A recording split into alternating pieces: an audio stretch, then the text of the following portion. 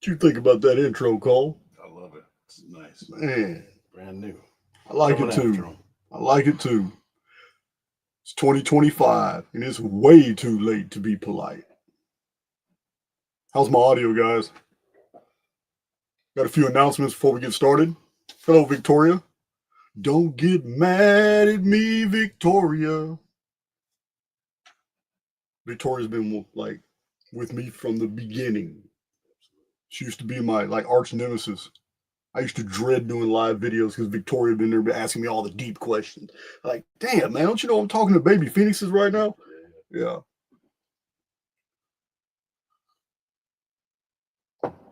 All right. So, as you can see from the intro, you hear all that? Mhm. So, Barf Parrots and Dunning-Krugers are still on the table. I know some of you don't know what I'm talking about, but well, those of you who watch my monsters videos, my fantasy beast and monsters videos, you already know I introduced the Barf Parrots and the Dunning-Krugers. Well, today we're going to be talking about a couple Dunning-Krugers. This is a special type of creature. You know, you've all heard about Freddy Krueger. Freddy Krueger wouldn't allow you to go to sleep without harassing you because when you were asleep, he hunted you. Well, in Archaix, I'm trying to wake you up. There's no Dunning-Kruger here. You can look it up. It's psychological conditions. When people think that they're far more qualified than they actually are to talk about the things they're talking about, hold themselves to be experts for which subjects for which they have no knowledge of whatsoever. Special type of creature. It's called a Dunning-Kruger. And it's the Barf Parrots. There's a lot of Barf Parrots out there. They don't bring any value to the community. But what they do is they let Dunning-Krugers come on their platforms and just barf all over the community, man. And a lot of people accept that because that's what's being touted. So, anyway, you guys know the business. I don't have to describe that anymore. Now, I told you over a year ago, watch out for Darius Wright. Told you that. I didn't give you a lot of details because there's a whole lot of grifters in the field. I don't care. I'm not going after all of them. I think Paul Wallace is a grifter. I think a whole bunch of people out there are grifters. I don't go after them. Billy Carson and I had a history. I told you that. You knew that. He blocked me from all 20 of his Anunnaki Facebook groups back when I was trying to educate him. And I was freely giving Billy Carson all the information on the Shar system and on the Anunnaki to correct his material. He just blocked me out of the field. That's cool. Now look what happened. All I had to do was spearhead the movement, and the Christians took the torch. They carried the torch, man, and literally lit the pyre. Yeah, so I figured, well, if the Christian Reich is just going to start going after everybody that I go after, what's it to me if they don't name me? No big deal. No big deal. So I'm going to go ahead and start picking and choosing my battles wisely. I think in 2025, I'm going to take a bite out of Gaia. I think Gaia is a good place to start, huh? Gaia. I think that G stands for grifters, and I'll figure out what the rest of that acronym means. Yeah. Big Cole's a part of the Archaix team. You know, a lot of people have seen you in the videos. Man. But, Hey guys. Yeah, man, he's almost too big for my studio. Yeah. It's what are you, 6'1"? Yeah. 6'1", 260. Yeah, man. I don't like having all these big guys around me. I'm 6 foot even. But you can't tell. Every time I'm on, I got Big John, I got Cole. Take pictures. I'm with Matt Kubis. I'm like way up here. Like, damn. I think Matt Kubis is in the chat. I need to start taking pictures with short people. All right. 1,100 in the chat. It's going to grow. So before we start any of this diatribe, before we start giving you the business on two people that you need to be educated about, because they're showing up on all these different platforms, and the hosts of these platforms are not doing their homework and finding out what type of individual that they're actually allowing to communicate to their community. Yeah, you're not going to get that in Archaix. You're not at all. This yeah, I get tired of this shit, and it falls on me because nobody else is talking about it. I'm gonna give you the business because it's very personal to me. Because I'm only one person. Actually, I'm about 20 people away from Darius Wright because I know 20 different people that I can provide you names for who all know the man personally. I know 2 or 3 people that lived with him. So this has all been very close to me from the beginning, but for a whole year and a half, I've been leaving it alone. You're always asking me about Darius Wright in my chat, and I keep telling you, man, I leave it alone. So I can't leave it alone. Can't leave it alone now. Oh, it's just it's too much coming up. Too much. He and his grifter partner are they're in the field too much, and I'm not feeling that. Getting too close to home. Channels that I've been on that I once had respect for are now interviewing them. You know what, man? No, I'm not trying to hear it. I fell out with Jean Nolan. You guys know the story. Most of you have been in Archaix for a while. I had utmost respect for the guy. You know, Inspired Tribe, all that good. I've been on his channel 3 times, I believe. And then he had somebody on his channel that literally lifted my research word for word, copy and paste whole sentences out of the guy's mouth. And he was informed during the live video that this had happened by, I believe it's his wife is the moderator. She's the blue wrench. And you know what? I can let that go. I can let that go. My whole community informed his community, hey man, all this was just 2 days ago on Archaix. This guy has just lifted all this material, repackaged it like it was his own discoveries, and is parroting it. He's a barf parrot. He's parroting. That's what a barf parrot does. They take other people's material and they barf it out and make you think it's theirs. So this barf parrot, Billy Carson's an expert at it. So that's what happened with Jean Nolan and I. And when I called this out and told my community, hey man, you know what, this is what happened. This is going down. It's really no big deal. I'm done with it though. I'm just, you know, you know, it's a letdown. It's a letdown. So to add insult to injury, Jean Nolan does like an 8-minute apology video, and everybody sends me the link. Oh, it's an apology video. But I also got a lot of messages like, Jason, you may not want to watch his videos. How much of an apology? That piqued my interest. So I looked at it. I wasn't even going to watch it. Couldn't believe I watched it, and it was so passive aggressive. It was so condescending, and there was no apology in it, really. It was all praising the very guy who lifted my material. Why would you do an 8-minute apology video to me and still praise this guy who lifted my material? That's passive aggressive. So, you know what? Good luck to the Inspired Tribe. You know what I mean? If you guys want to continue to follow me, then do so. You want to follow Jean Nolan, then do so. You want to follow both of us, more power to you. It's good to know that we have that maturity in the community that you can do that, even though we have a personal issue now. It's good that you can ignore that so you can gain value from both communities. I'm all for that. I'm all for it. So, Chief Ironbush has been on my channel. I wanted to start this video off to inform you guys. Chief Ironbush has been on my channel. And that was despite the fact that I know he and I have had some history. I had to block one of his accounts a year ago because he kind of got, you know, with his account, he was getting real frustrated with me, but I'm not obligated. I'm not obligated to respond to the thousands of people that reach out to me every quarter. You would not believe how many people. So I cherry pick. And I've had to put people off, and now I'm glad that I got people coming back into the fold. I've had to redo my podcast list because so many changes in my life. Guys, U.S. Marshals arrested me. All right, that was the beginning of the affairs. I've kept a lot of things from you guys, and public. You know, I did 11 days. I made an agreement with the court to do 11 days in jail to do away with all my prosecution because my prosecution was stupid anyway. Other YouTubers attacked me and turned me in. It's all dumb. It's childish shit. Even the court agreed to that. 11 days. Well, 11 days is what I willingly did because I didn't want their offer. They offered me 2 years probation. I didn't want to take it. So I took the 11 days jail time. So also fines, but that's negligible.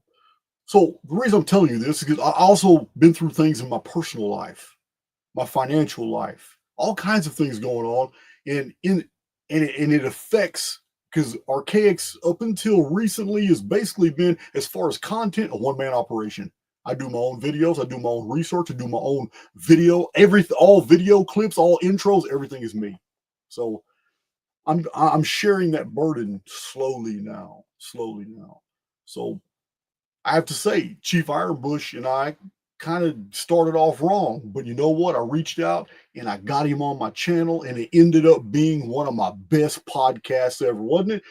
It was a great podcast. He and I clicked, and we still have differences of opinion on some things, but Chief Ironbush and I did not even foresee that he and I were going to click so well. Shocked me. But he was going through some personal things too. I didn't know about it. He didn't share them with me. But then all of a sudden his world came crashing down, and it came crashing down all at the same time. You know what? He's living off his income. You know, he sells his teachings, he does all this stuff. But you know what? He's got 4 kids, a wife who just passed away yesterday. He informed the community that his wife of 24 years died in the hospital. He was in the hospital too. His whole family got sick. So my heart goes out to Chief Ironbush and to his family. And I know my moderators are on top of it. But please continue through this video. Do not post my links. Do not post my financial links. Don't post any of that through this entire video. Please continue to post Chief Ironbush's PayPal link or whatever links he has.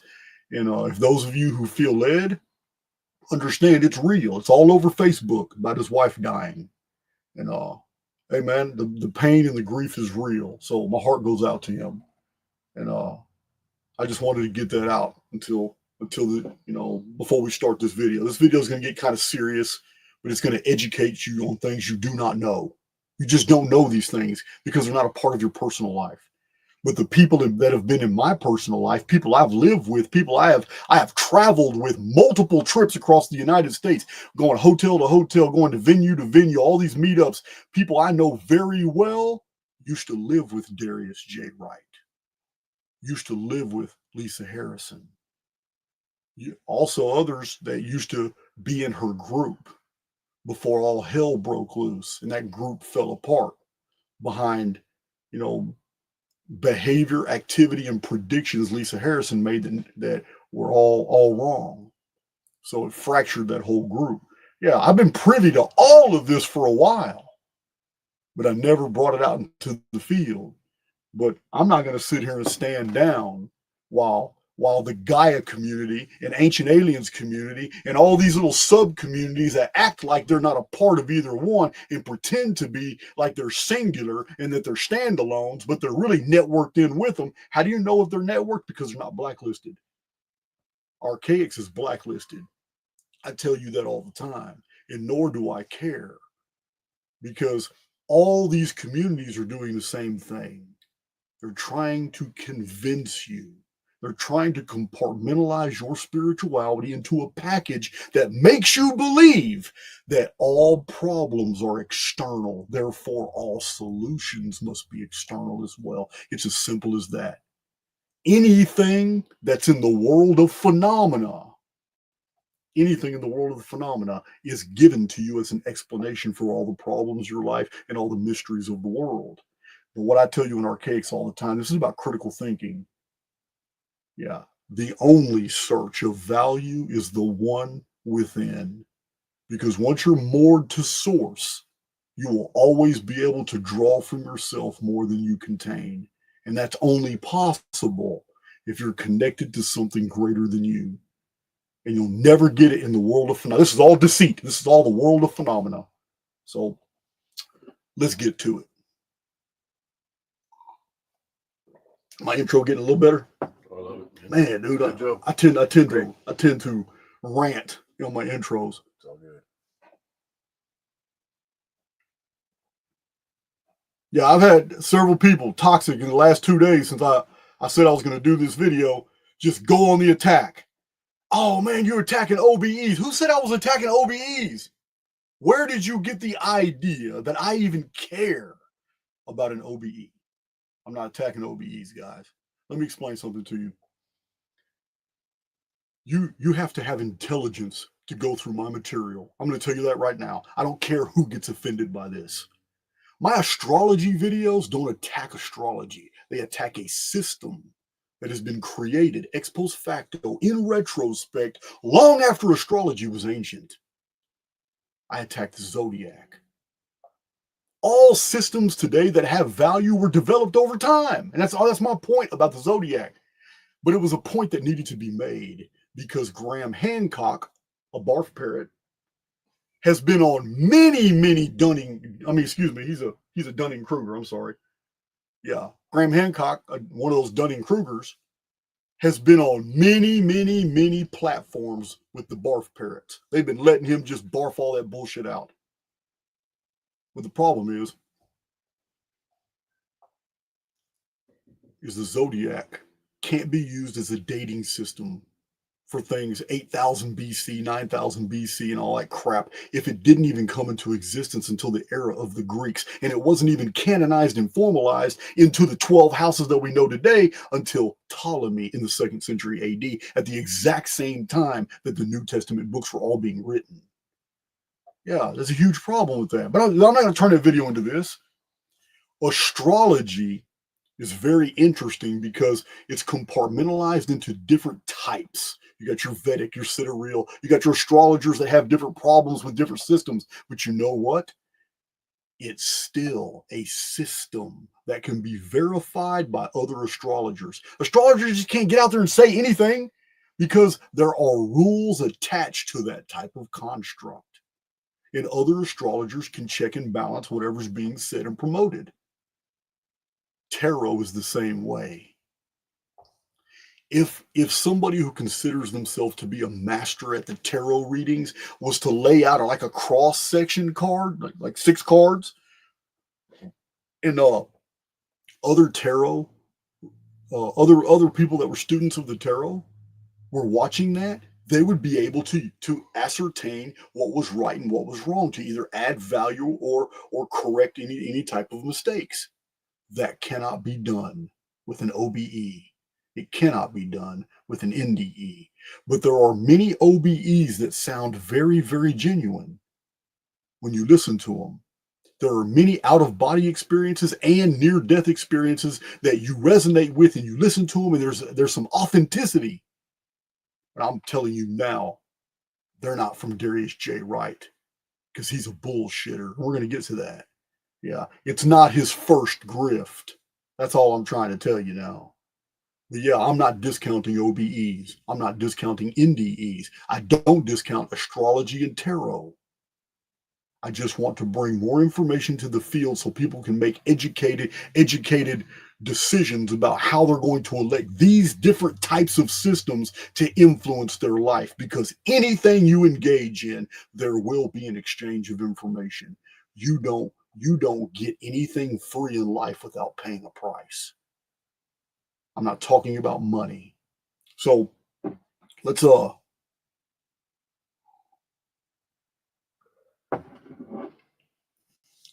I'm really curious how much does it cost to learn how to do an OBE? If anybody's got that price down there, let me know. Sherry Candelera, you may not be on the right channel. You're asking what is an OBE and an NDE? Well, maybe you are on the right channel. I don't ever talk about that stuff anyway. Brave Lex is $400 a session? Surely that's for the whole course. All right, whatever.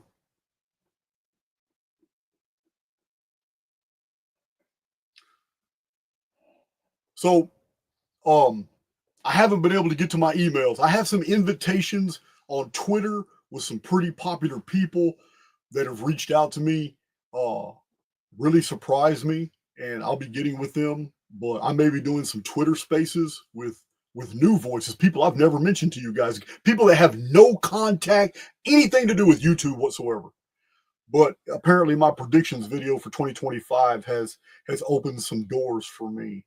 And I've never talked to individual like this, because this type of individual would never ever have a YouTube channel. This type of individual has all kinds of other things going on. It comes from a really intriguing background. Also, Derek Bros. He's in Mexico right now, but he's out of Houston.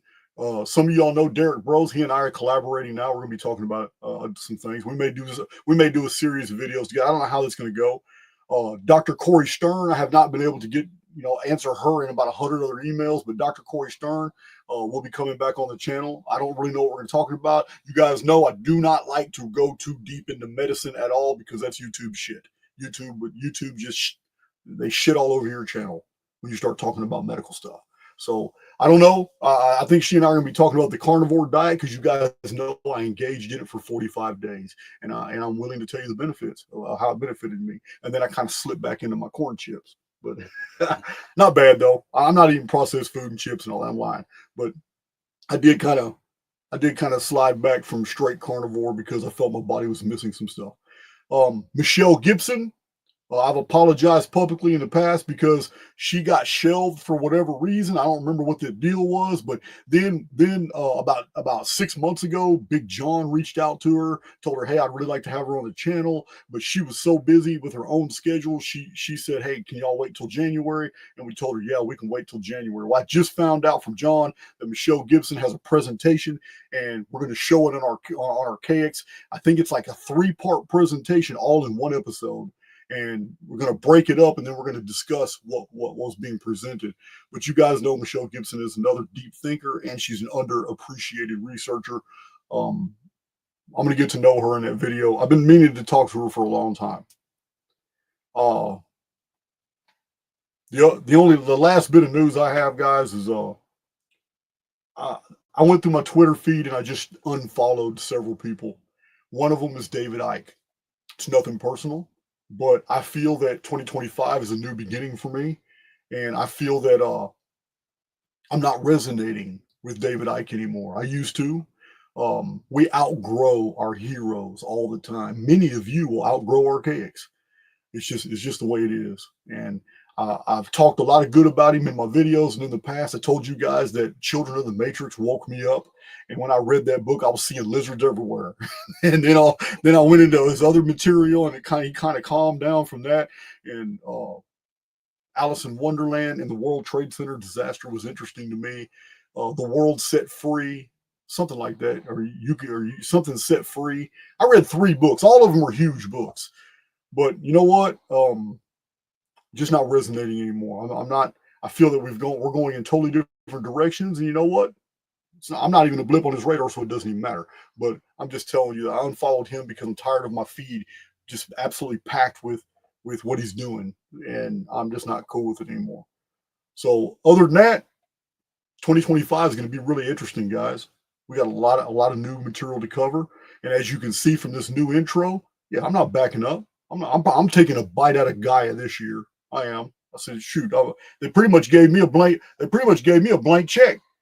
You know what I mean? 2 years of taking on Billy Carson, and you know what? All I had to do was kick back, and the Christian right took over. Yeah, man. So I'm gonna see if the Christian right's gonna step up to the plate and start whittling down some of these other shills that I'm gonna bring to the public's attention. Thank you, Jim Fry.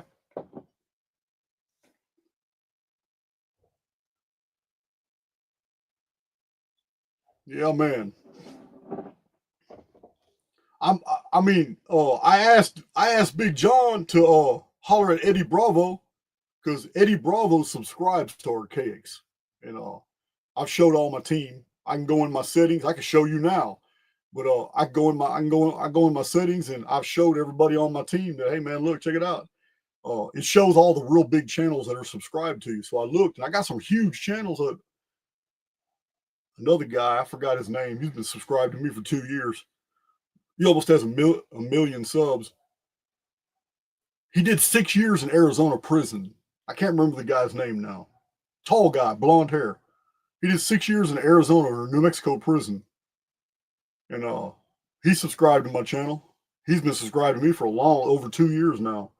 And Eddie Bravo, you know, martial arts specialist, and Joe Rogan's he was Joe Rogan's sidekick, so Joe Rogan just kind of, you know, really just pushed him out because Joe Rogan signed that contract. You know, once you sign that contract with them people, you can't talk about certain things. So, I mean, if Joe Rogan's got a muzzle on his mouth and Eddie Bravo's free to talk about what they can, they can't be in the same room together, right? Just can't do it. Water and oil don't mix. So I understand it. So Eddie Bravo is more than welcome to come to my channel. And don't worry, Mr. Rogan, you're a barf parrot. We're not going to be talking about you. You're not even important enough.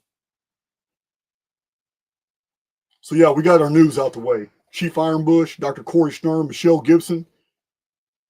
Yeah, man, all that's good.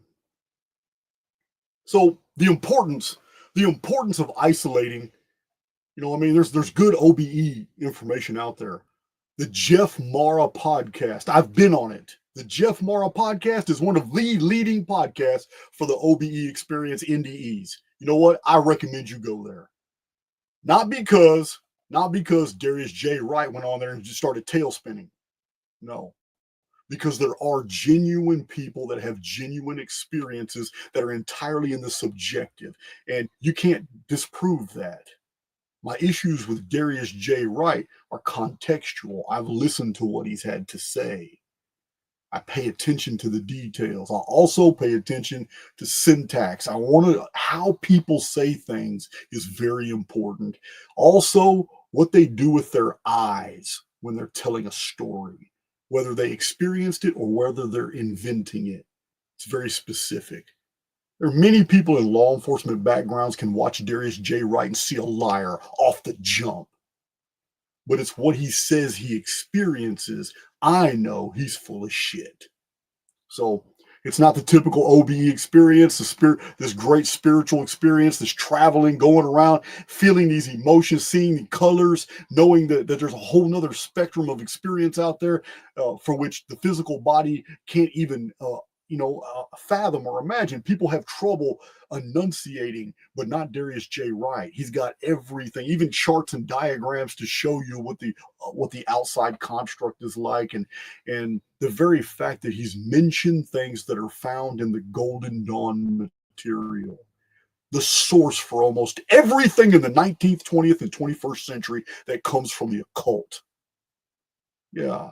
Not the Egyptian Book of the Dead, none of the ancient religions and stuff, but stuff that was invented during the Golden Dawn period. Yeah, it's crazy. Same thing Billy Carson did and got caught.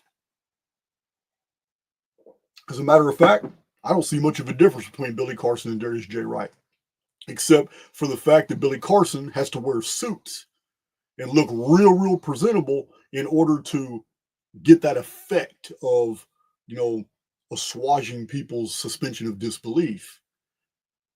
Darius J. Wright looks like Milli Vanilli. So I'm pretty sure that's helped him quite a bit. That's all right. Yeah, he's probably pissed off right now hearing that, but I don't care. 2,000 people in the chat.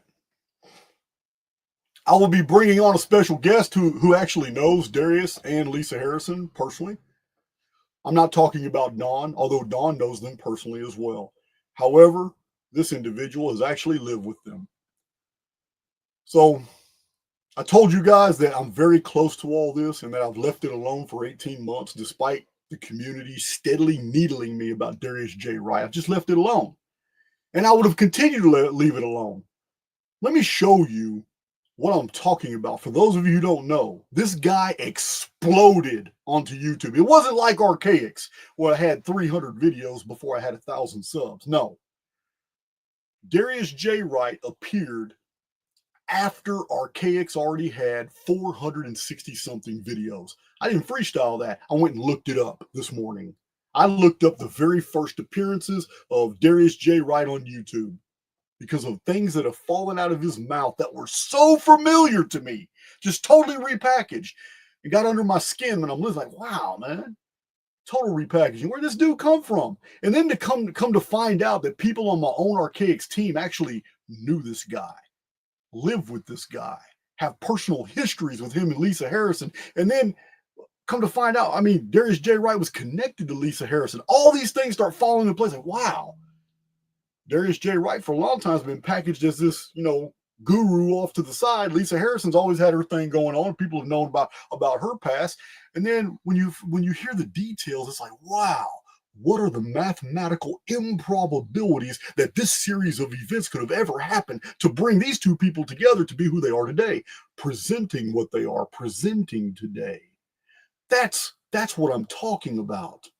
That most of you listening right now don't even have a clue.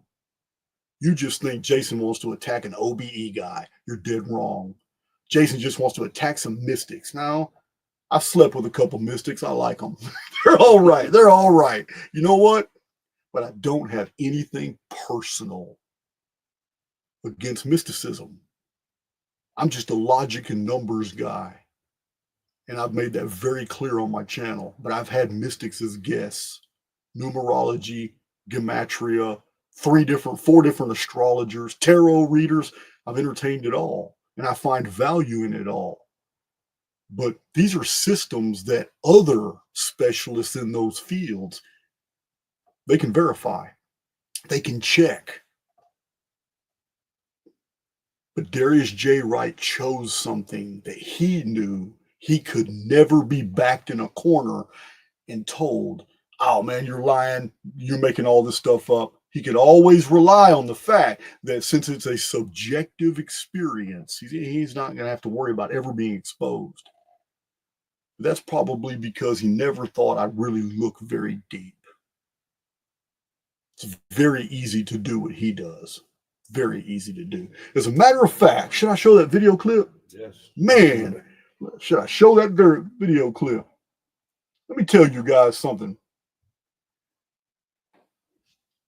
Before we get into Lisa Harrison, I have to tell you some things about Darius. I have to tell you some things about the history of Archaix and the attacks that I've suffered that all came out of one country. It's not the United States. Now, this is really interesting to me that, well, before I get into Darius, I need to tell you about the whole Lisa Harrison deal with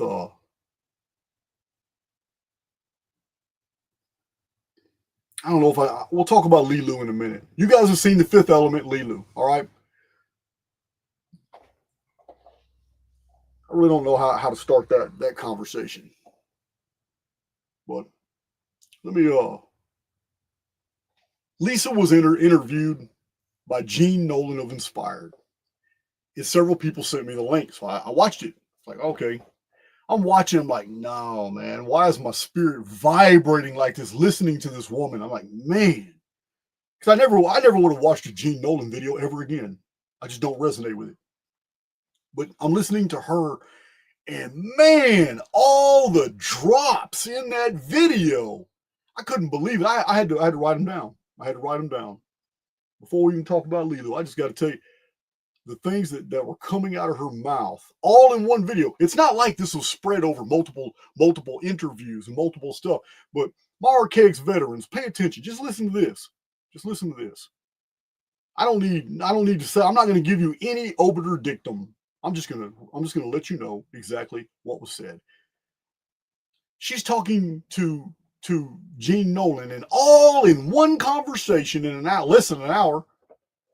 She talks about event markers and timelines transecting and timelines collapsing and how the architecture of time is in templates and it's all simulated. Now, I understand that she's believed in simulation theory going back to 2012, 2011, whatever. I get it. So, or she adopted simulation theory after 2012 when nothing happened in 2012 that she was telling everybody that was going to happen. Because she was real. Lisa Harrison was another one that was real big on the 2012 bandwagon, like a lot of people. So, but yeah, all these things came out of her mouth. What else was it? It was yeah, she told Jean that we build these constructs to experience things here. I was like, wow, to hear that to her say that. And she dropped feedback loop.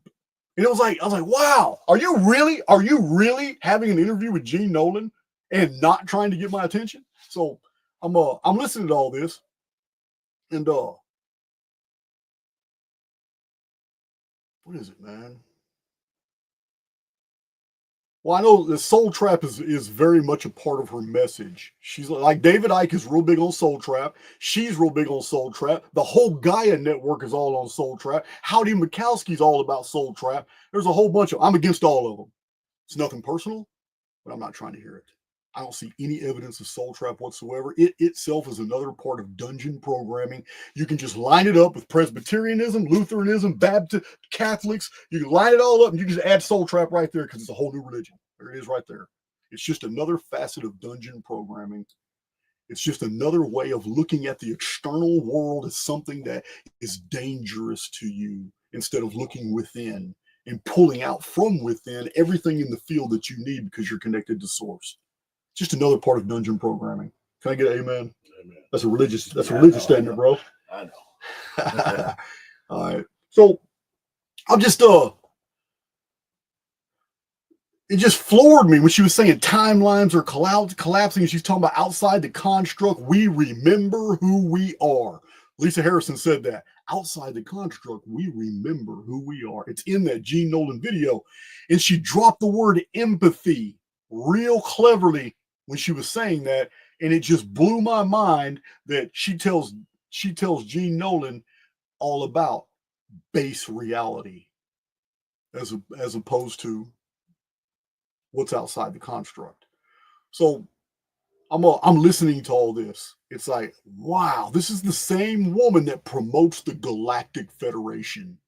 This is the same woman who in 2017 literally told a group of 300 and something people that used to follow her, that the Galactic Federation ships were coming in 2017 to come get her. And they never came. They never came. So this doesn't make Lisa Harrison a bad individual. But if you're gonna continue to let her Barf parrot all this stuff to the community, let the community understand that this woman's track record is awful. It's terrible. So 2012, big on 2012, and nothing happened. So what does she say? She tells Jean Nolan that, something was supposed to happen in 2012. But something else happened, and we're like on borrowed time, and the whole construct shifted. Man, shut up.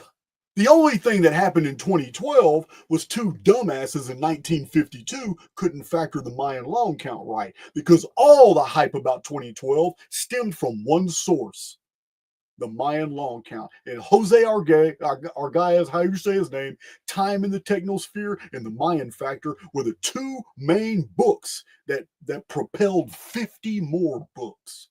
All these people promoting 2012 is going to be the end of time. Time's going to shift. Mayan long count. Time is going to collapse. It's the beginning of the tribulation. All these things, huge, massive reset. Not a damn thing happened, but your taxes went up in 2025.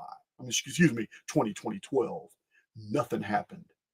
This is what the mystics did. This is what the Gaia community promotes. If something doesn't happen as predicted, time all shifted. Did you feel it? Shut up. Try to hear that dumb shit. A chronological error in academia led to the 2012 prediction. Had they have been doing their homework, they would have known that the Maya never recognized a 365.24 day, ever. They didn't recognize it. The Mayan system was developed under a 360-day system. That's why the entire 13 Bactans are 1,872,000 days, very evenly divided by the number 360. How do I know? Because your calculator will tell you that 360 times 5,200, the calendar round, 52, the great American calendar round of the Zapotec, of the Aztec, of the Toltec, of the Maya, the calendar round, 5,200 times 360 is precisely 1,872,000 days, which can be cross-checked by dividing it by 13. 13 heavens, 13 Bactans, 13 time periods. Each one is 144,000 days, divisible by 360. So had they have done the right calculations, they would have known the Mayan long count ends in 2046. So It's an easy mistake. It's an easy mistake. But your track record sucks. 2012, you got on the bandwagon. Why? Not because you're a researcher, because you're a follower. Simple as that. After 2012, 2017, it's just, man, it's only 3 years later. Was it? Is my math bad? Yeah, 5 years later. I knew something was wrong with that. 2017. 2017. I got notes for 2016 in here, so I confused myself for a minute. But 2017, Galactic Federation going to rescue everybody. Didn't happen. Literally almost broke up the group. I think it did break up the group. We'll find out here in a little while. But while she's telling Jean Nolan all these things, she even says this. She says, concerning the whole construct, she says, this ends and will never be repeated again. And while she makes this statement, it's an absolute contradiction to a previous statement she made that we're here to grow and learn. Where have you heard that before? We're here to grow, learn, and mature. And then when the collective reaches a certain frequency and height, we'll create a paradigm shift, golden age, everything will be fine. Listen, these are contradictory concepts. You need to pick one. Either we're growing and the collective is going to waken up, or we're going to turn this construct into something beautiful like a golden age, which has never happened ever, or your other statement is true, which is this is eventually going to end and never be repeated again. So two different paradigms were promoted, absolutely contradictory, but it doesn't matter. She's freestyling the same way as Darius J. Wright, just absolute high octane imagination freestyling. So in this interview with Jean Nolan, she covers all the bases. This is a Gaia presentation, guys. This wasn't just from Lisa Harrison. This is a Gaia presentation. She literally said the angelics will be here fighting at the same time as the ETs. She said that at the same time the Galactic Federation. She's talking about all-out war. Everybody's going to be here. Really, man? I couldn't believe I was listening to this. So she covered them all. Ancient aliens, extraterrestrials, angelics, Galactic Federation. All right, they didn't come in 2017, so she must be privy to new information, or they're coming soon. I don't know. But she covered the bases. I mean, for everybody. It's all inclusive. Whatever your beliefs are, Lisa Harrison got you. It's crazy. So another thing that dropped out of her mouth, and the reason I'm telling you these details, this is from Archaix veterans. The rest of you new to my channel, you don't know what I'm talking about. But the reason I'm dropping these details, because Darius Wright's done the exact same thing. She said that we, because Jean Nolan asked her a question, and she said, we are the ones on the outside. Wow. So,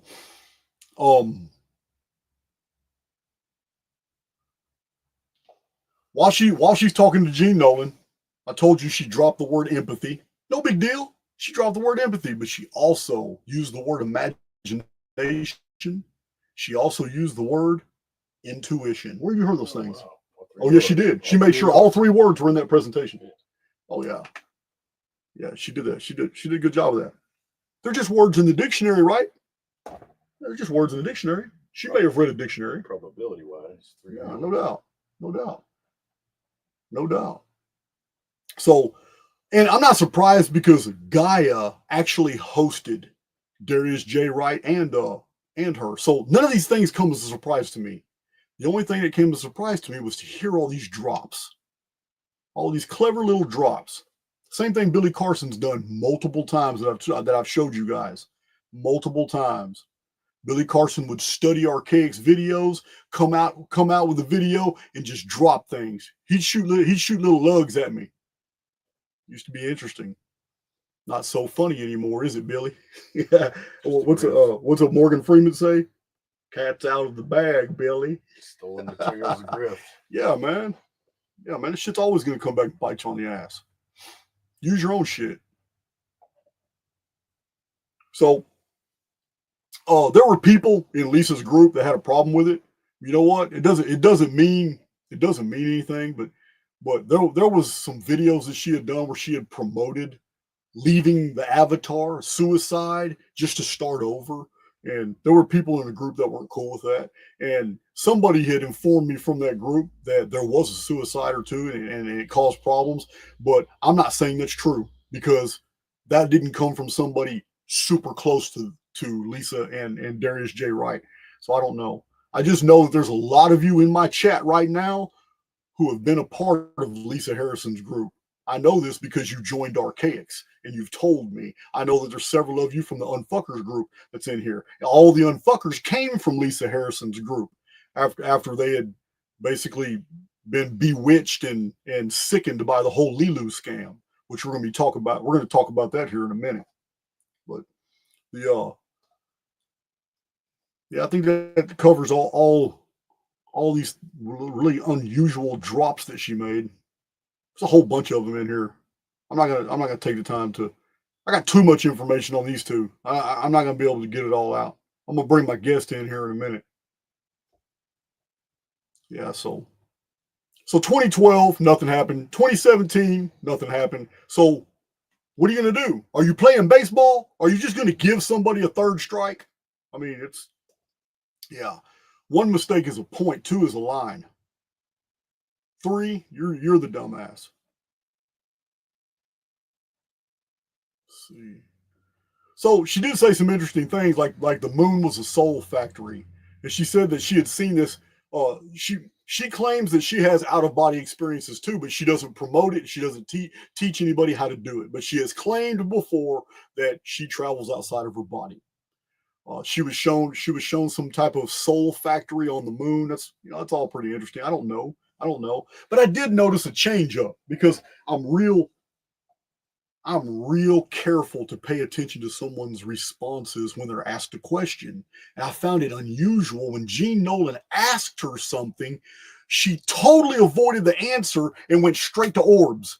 Orbs have nothing to do with the OBEs, NDEs, and everything she was promoting and all these little Archaix drops that she dropped all through that entire video.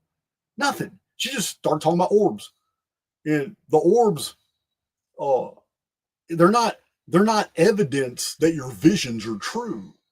Do I believe that orbs are real? I've documented them. I have videos on my channel showing you from scientific books from the Source Book Project, William Corliss, actual photographs from Trevor James Constable's research.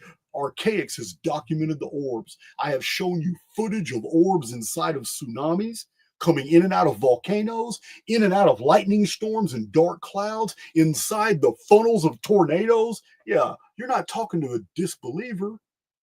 But the orb phenomenon isn't attached to OBEs. The orb phenomenon isn't attached to any of that. It's a different phenomenon. It's for whole different things. And for her to just all of a sudden, it's like in one video, she tried to touch up on every single concept that Gaia has ever promoted. It's like crazy. It was crazy. So yeah, the orbs are real. And you guys, my Archaix veterans know, you've seen those videos. You've seen those videos where I show those pictures of the orbs, and it's very unusual to see the orbs coming in on the Japanese tsunamis and to read about them from 150-year-old scientific books talking about that these orbs have been seen inside of tornado funnels when the tornado goes over the basement and people's door, they're unable to shut their door and they look up and orbs are in the inside of a spinning tornado. What the WTF? Yeah, man, I'm on board with the phenomenon. Do I know exactly what's going on? No. But I tell you all the time in Archaix, our world is not what you think at all. So, yeah, it's just weird. Just weird. So, before we get to Darius J. Wright, you have to understand that he was there. Darius J. Wright was there, living with Lisa Harrison when this series of events unfolded concerning a MacBook. A damn MacBook. This ain't a MacBook, but it's the same thing. It's a piece of technology that allows us to interface with other people, interface with hardware, using software to talk to other souls in the construct. This, by all purposes, is the same as a MacBook. It's no different. But Lisa Harrison's MacBook was a magic MacBook.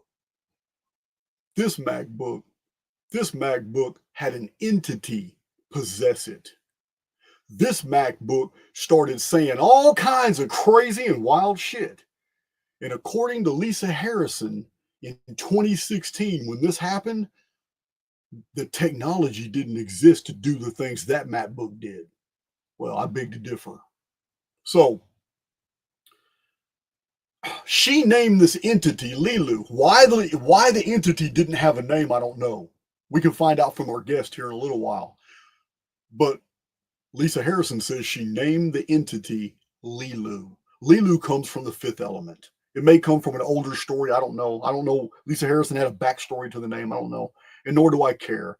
But Lisa Harrison named the entity. That's not a surprise to me because Lisa Harrison invented the entity. It's not even a surprise to me. So, but let's go through what is known.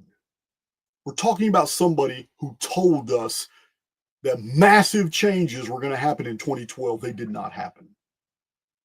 So in 2016, all of a sudden, she's telling her community that her MacBook is communicating from the other side. It has an entity in it, and it knows personal information. And it's crazy. We're going to find out more about that here in a minute. But Lisa told Jean Nolan that this LeeLoo entity asked her to share her message. Oh no, you never asked her to share her message. So this entity wanted things to remain private. I don't know. I don't know if I buy that. I don't know if I buy that at all. But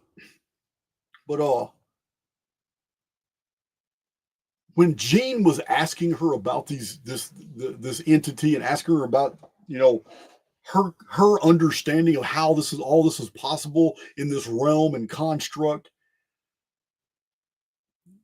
Lisa Harrison said something very dumb. I'm going to bring it to your attention. So reserve, you ain't got to borrow my opinion. Have an opinion, for yourself. But to me, it was dumb. And she explained to Jean Nolan that we have all these different realities, all these different realms in the construct. And she says, this is why we have different names for different gods. As soon as she said that, I had to pause the video. I'm like, I don't even know if Darius J. Wright has ever said something so dumb. We have different names for different gods like Isu, Yeshua, Jesus, Jesus. I just gave you 5 different names for who? For who? Jesus, the Christ. I just gave you 5 different names. And they're all in this dimension.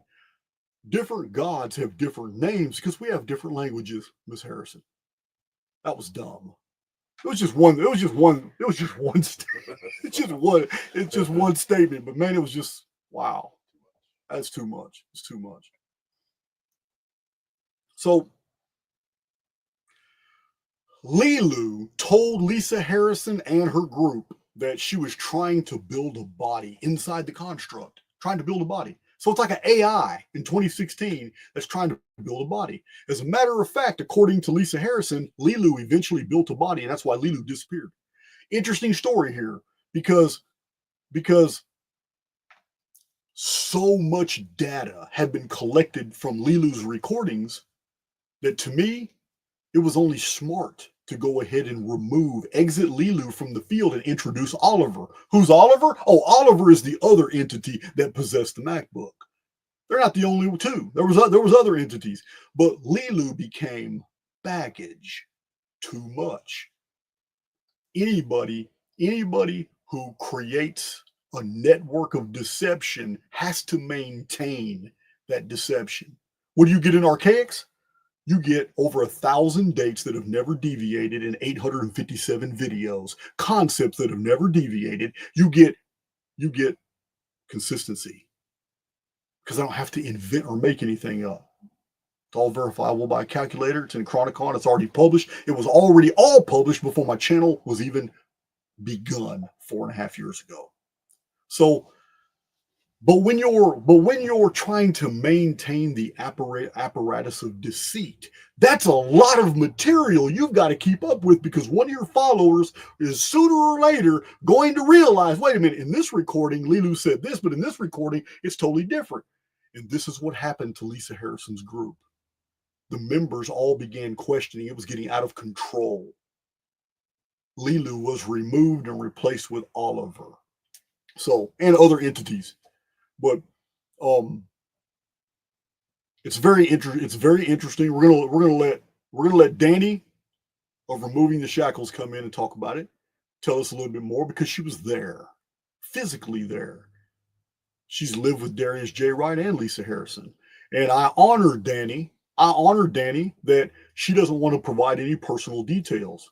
I honor that, because I'd asked her, if you got any weird details I don't already know, man, I appreciate it. And she emailed me this morning, says, yeah, I'm more than happy to talk to you, tell you about my experiences and all that in that group when it broke up and all that, but I don't want to talk about any personal details about Lisa Harrison. You know what? That's very honorable. So I'm not going to ask her. But let me see if I can clear my little notes right here of this. Then we'll bring her in and then talk about Darius.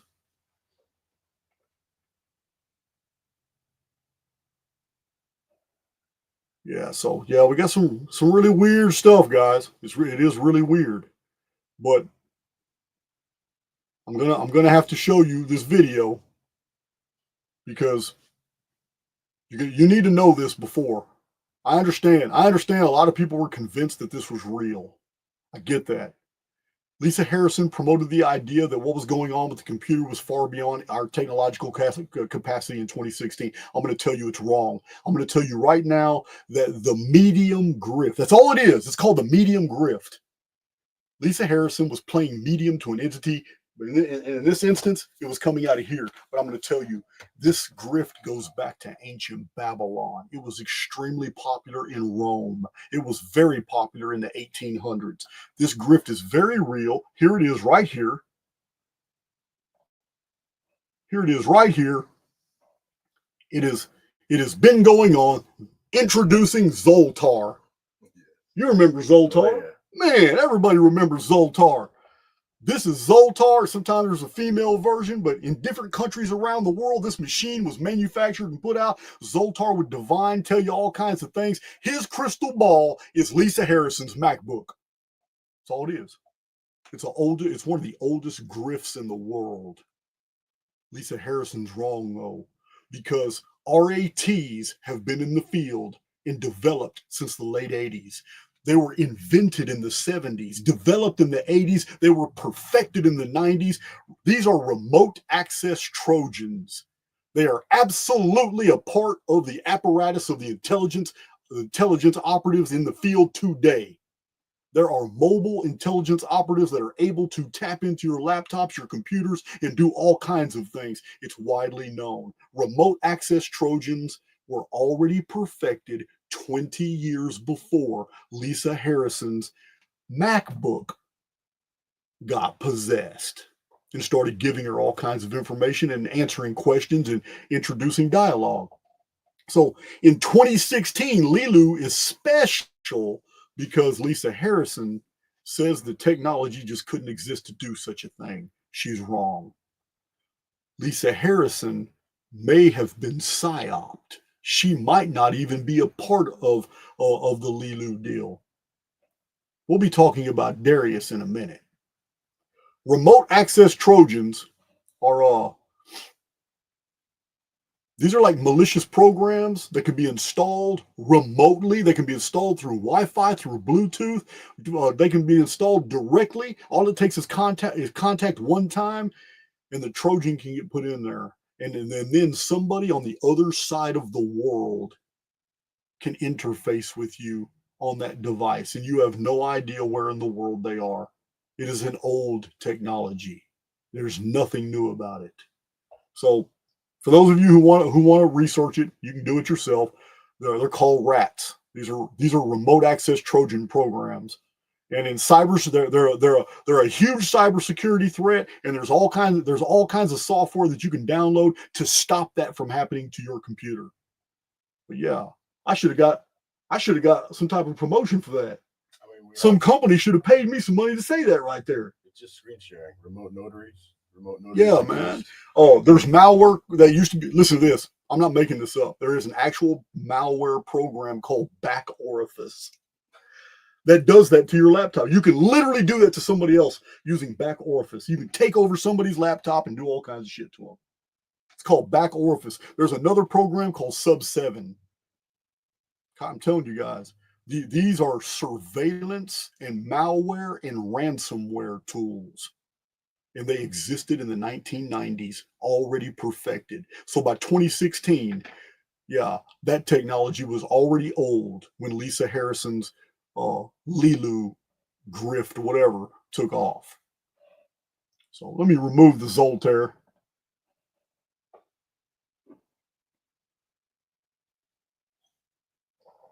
And so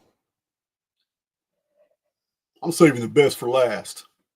That's Mr. Wright. Save that best for last. But I do need to put. Okay, cool. I got all that stuff in there. I'm gonna bring Danny in.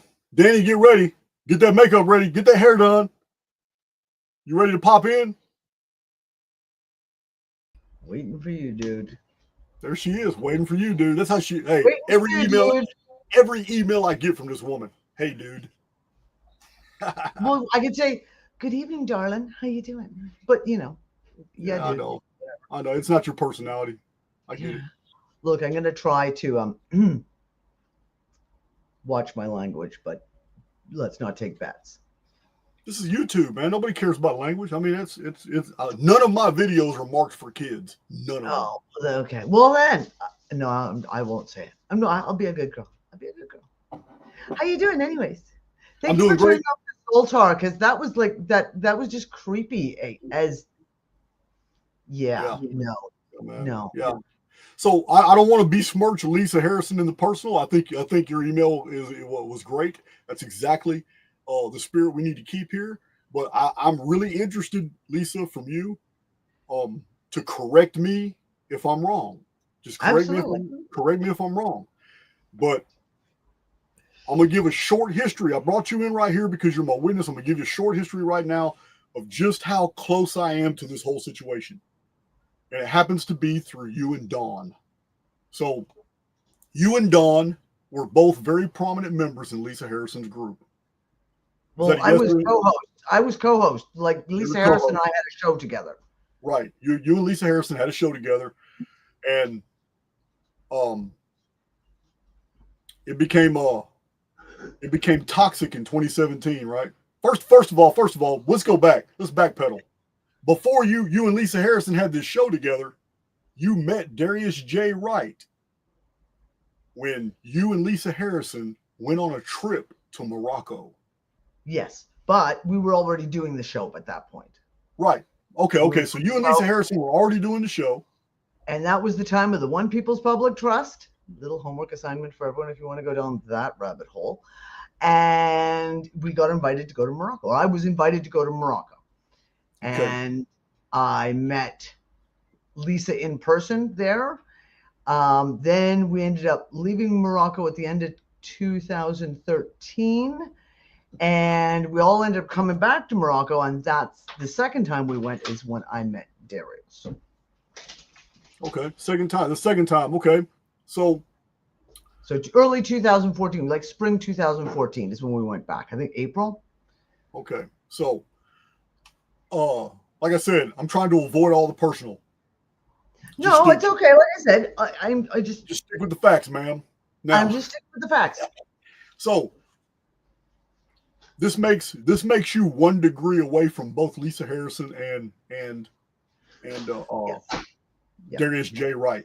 So I have traveled with you. We have lived together with Dawn and the Archaix team, traveling all over the United States. We've done this a few times, and And you guys have told me some very interesting things, and I always shelved it in my mind, but it wasn't really my business, and I really didn't care. And I didn't care until recently. I kind of got triggered when Jean Nolan had that woman on his channel. So all this just came out. I'm talking about within an hour of that. Out of nowhere. I was just like, okay. Out of nowhere. Out of nowhere. And so within an hour, didn't I contact you? I said, hell no. Yeah, I'm fired up. Hell no. So who's sitting next to you? Who's sitting next to you? It's me, Cole. Come on, Cole. Cole? You know who he is. You know who he is. Hello, dude. man. How you doing, darling? How's it going? How you been? I just, it's like I want to know who the voice was on the other side of the camera. Just me. I'm a few feet away, probably quiet, but yep. Hello, everybody. He's comfortable. I'll show you. I'm just chilling over here. Yeah, he's real comfortable. See what you see? Hanging out, chilling He's just hanging out in the studio. All right. Why did I move that camera? Now you've screwed yourself. I'm good. I've been screwed all my life. I say nothing. All right. Now, so this is just so bizarre to me. I have to tell you something. Okay. Morocco triggers me. All right. I'm going to tell you why. Should. It's an interesting place. I'm going to tell you guys why Morocco triggers me. I was sent a message that I needed to visit the Archaix Discord group because somebody named Adam Gaziri or something created the Archaix Discord group. I never asked for a Discord group. Didn't know anything about it. Didn't know. And he built this group and had it going and started getting all this traffic to it. And I did several videos with the Archaix Discord group, and Phoenix Protocol, who I have X'd out of my community. His name is Clayton. It's so bizarre. This guy used to get counseling from Dawn because he's got some issues I'm not going to put out there, but he used to get counseling from Dawn, and he's been on many Archaix videos. You can still see him on Archaix TV on all the Discord videos. And he went by Phoenix Protocol. And Phoenix Protocol sent me an email and said, hey, there's these guys in Morocco, and Adam Gaziri, he's out of Morocco too, and they want a bunch of us errants in the Discord group to come to Morocco. I'm like, hell no. I said, man, I've heard no good about Morocco. I've heard nothing but intelligence. I've heard nothing but intelligence agency apparatuses all over Morocco in the truther community. So right as this is going down, when I tell him, no, man, I'm not, hell no. I said, as a matter of fact, I don't even really have much to do with the Archaix Discord. I'm not cool with none of this. I said, I don't even want to be represented. You need to take Archaix off of the Discord. Just take the name off. And this is why Phoenix Protocol Clayton went on Old World Florida with Tartarian Truth and others, and then started making up all these weird sexually deviant stories. I'm talking about got real graphic. I should sue him, but I'm not going to. But got super graphic and invented a whole bunch of shit with sex toys and all that. Just made up stories and another barf parrot. You know what I mean? Another barf parrot. I love the Old World Florida, who doesn't provide any value to the community whatsoever. Toxic as hell. And he let every single person that had a problem with Archaix all vent it out and just make up stories in one video. And Phoenix Protocol was there, but it's behind the Morocco issue, because when this was going on, Danny, something else was going on huge in the truther community involving Morocco. Do you remember what that was? No. Santos Bonacci. Oh, it's that. Santos Bonacci became a problem for the controllers, evidently, because his new intro was fire. His new intro showing the world is falling. I recorded that intro. I'll show that intro if you guys want to see it later. But that intro was fire about syncretism society, showing all these scenes of the world. And Santos was saying, we've been deceived, and these are our controllers. He's going off. I love that intro. I really wanted to use it for Archaix, but I mean, it belongs to syncretism society.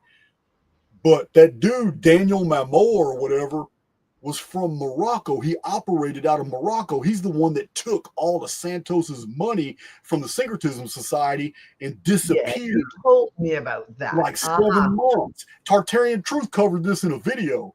So anyway, it's just so crazy that all these, when it comes to the truther community and all these psyops and all this deceit that's out there, all roads lead to Morocco. So Morocco, it's been on my radar, especially when I found out from you and Dawn that Lisa Harrison and you met Darius in Morocco. And that's always been in the back of my mind. We didn't meet Darius in Morocco. Darius came from the States. There's a whole timeline there that is like so convoluted, it's ridiculous. Lisa and I went to Morocco. It was May 2013. She left around maybe 6 weeks later, went back to Australia, ended up going to the States.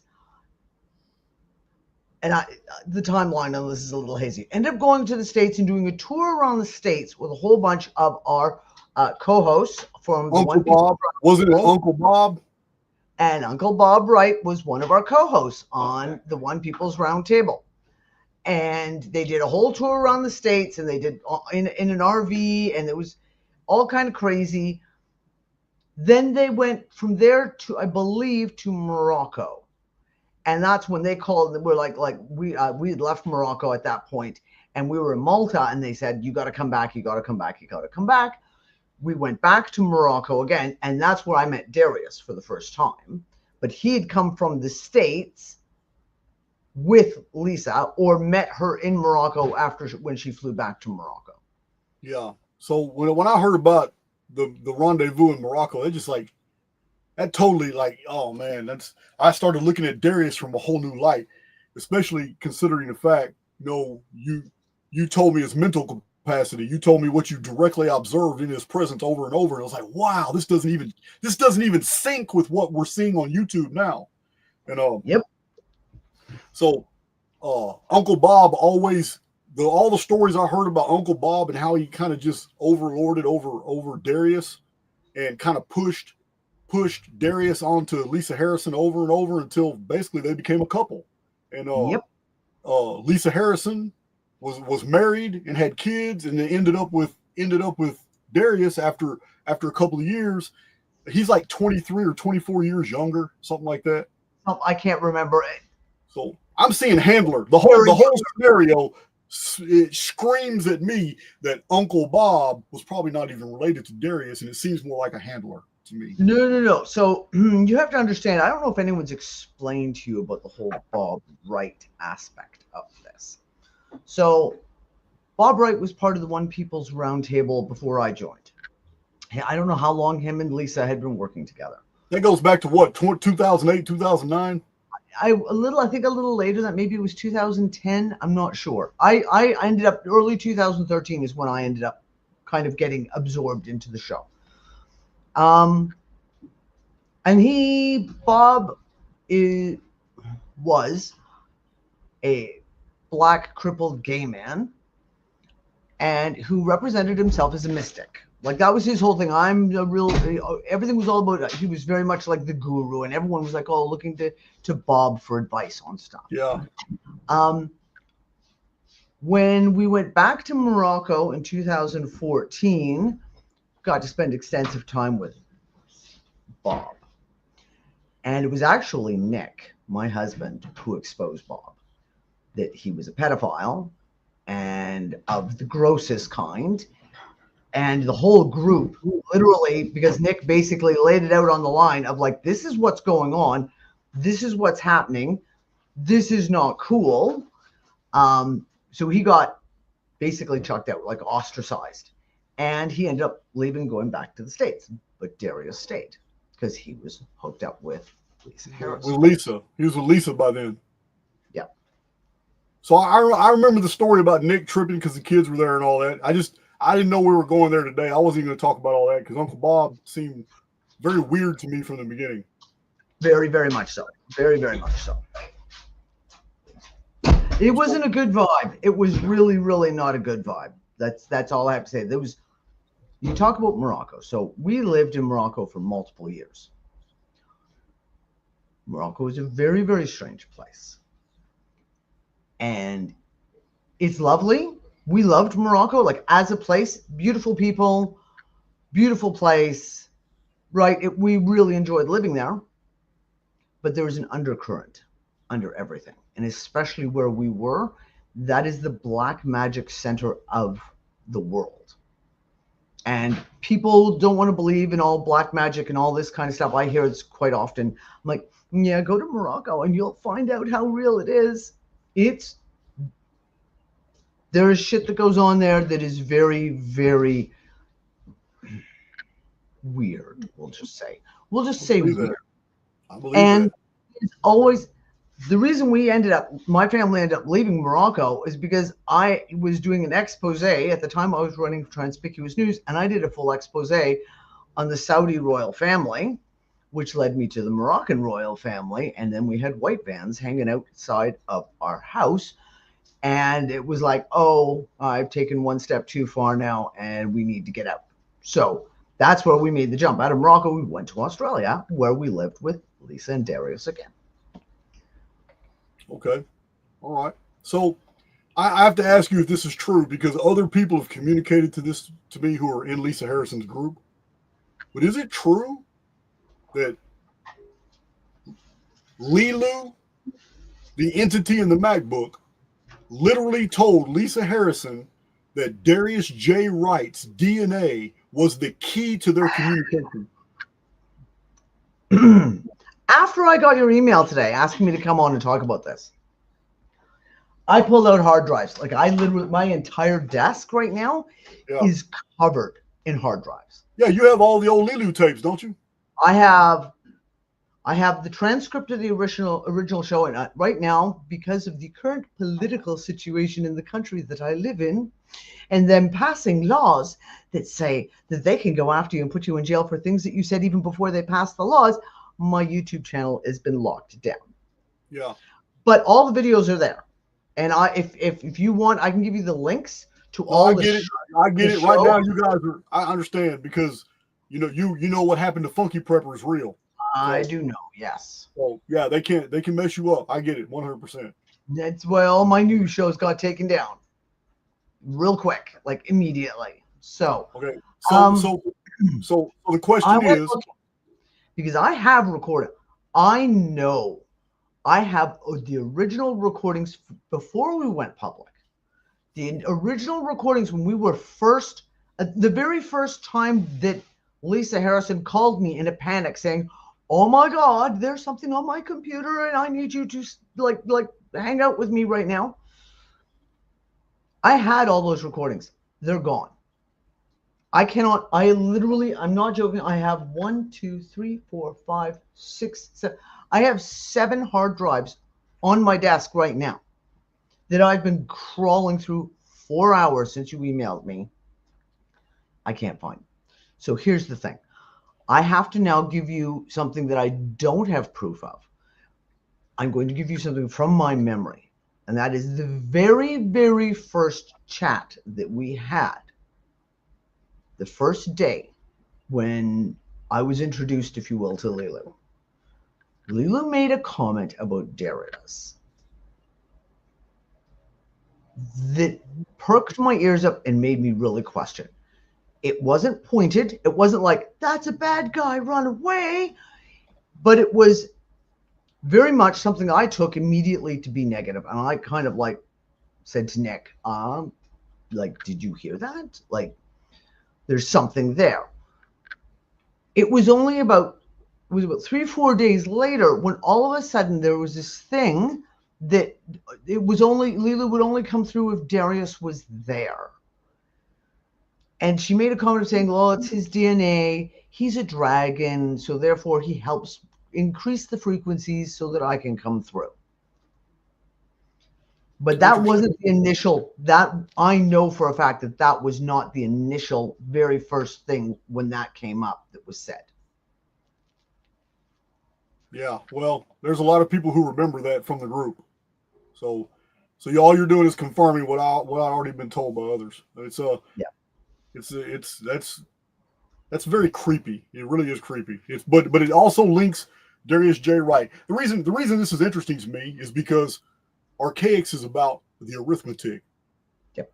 And if we're going to be doing probabilities on, my God, Darius J. Wright exploded. I have the exact date when he exploded onto the field. And man, I'm talking about everywhere. He's been everywhere. Millions of people have seen his descriptions of OBEs. I'm going to show this in a second, but it was after the 420 or 430 second video of Archaix, because I looked at it this morning.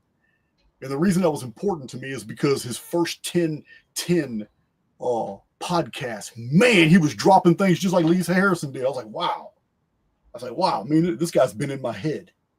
So it was intriguing to me that he just suddenly exploded. Yet there's an elapse of time between 2017 and 2023 when he exploded onto the field. And 2017, if I'm not mistaken, was when the original Lisa Harrison group broke up, and you guys went and formed the Unfuckers, right? I had already made the Unfuckers. I created the Unfuckers in 2015. So the Unfuckers was my group. I had kind of created that 2015. It was the LeeLoo, let's give a timeline. So the LeeLoo thing happened the first week of October of 2016. And I don't know if you want to get into the details of how that all played out. No, I don't want to know the details. I just want to know. Timeline. I started really quite, like, by the time we got to November, I was really, really asking hard questions and saying, like, this chick don't like this. And Lisa started talking to other people. There was other conversations going on. When it got to be in January, again, every show she wanted to LeeLoo. Even when LeeLoo wasn't around, there was we hadn't heard from LeeLoo in weeks. And I didn't want to. I was like, by that point, I was like, I'm done with this. Like, I'm done. Right. With this. So we separated. I want to say it was like March 2017. And then over the course of that, we tried to keep it relatively amicable, tried to keep it relatively calm, didn't want to fracture groups, etc. Then a bunch of stuff blew up during that next summer in 2017. And it got very, very nasty at that point. And that's when there was like a very much a real schism between her group and my group. Got you. I understand. I get it. So just real short out of memory, Dawn's told me a whole lot. Maurice has told me quite a bit. I haven't looked in the chat to see if Maurice is here, but I know they have a lot of history with Lisa Harrison and Darius as well. So I'm just wondering, what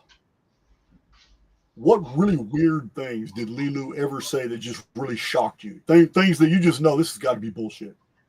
You have you have to understand there was a play out of events, and there were very dramatic changes in LeeLoo through the courses of these events.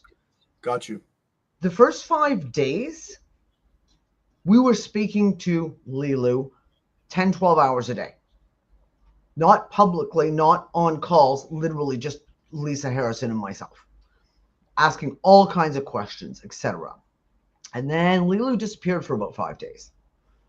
And when she came back, it was a very different personality, and that's when all of a sudden you started having other things brought into the conversation. There was a lot of things that were very interesting right off the hop. LeeLoo was like, you're in a simulation, we're in a simulation.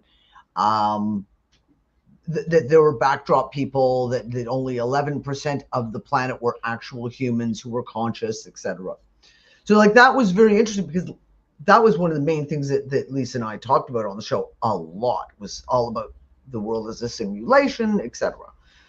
Right.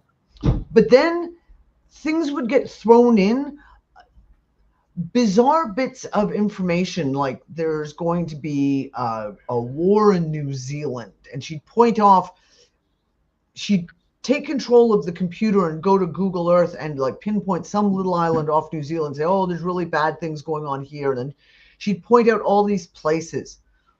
And then there was a whole bit about finance stuff, like, and it was bizarre. And it's one of the pieces that anchored in my mind of like, this isn't legit. This isn't real. That, oh, well, we need money. People talking, saying, well, you are saying we should do all these things, but we don't have the money to do all these things, i.e. get together. Everyone should get together and make a big community. Well, that costs money. We don't have it. Oh, is it money you need? I can get money. Oh, I'll get you bank cards. And LeeLoo was going to somehow go into a banking system and get us unlimited bank cards and get them all sent out to us. And to me, that was my test point, right? Like, it's like, right, well, we'll just see how this plays out. And of course, no bank cards ever arrived.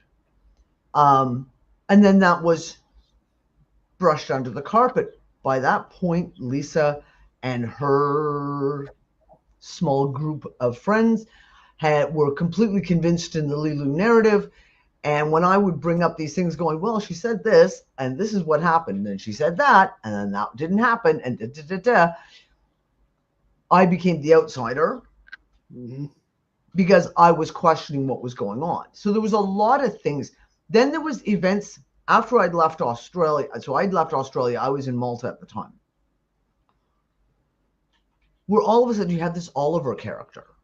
And then you had this we had one call, and must have been like 18 hours, 24 hours long, where all these people were coming through Lisa Harrison's computer from home.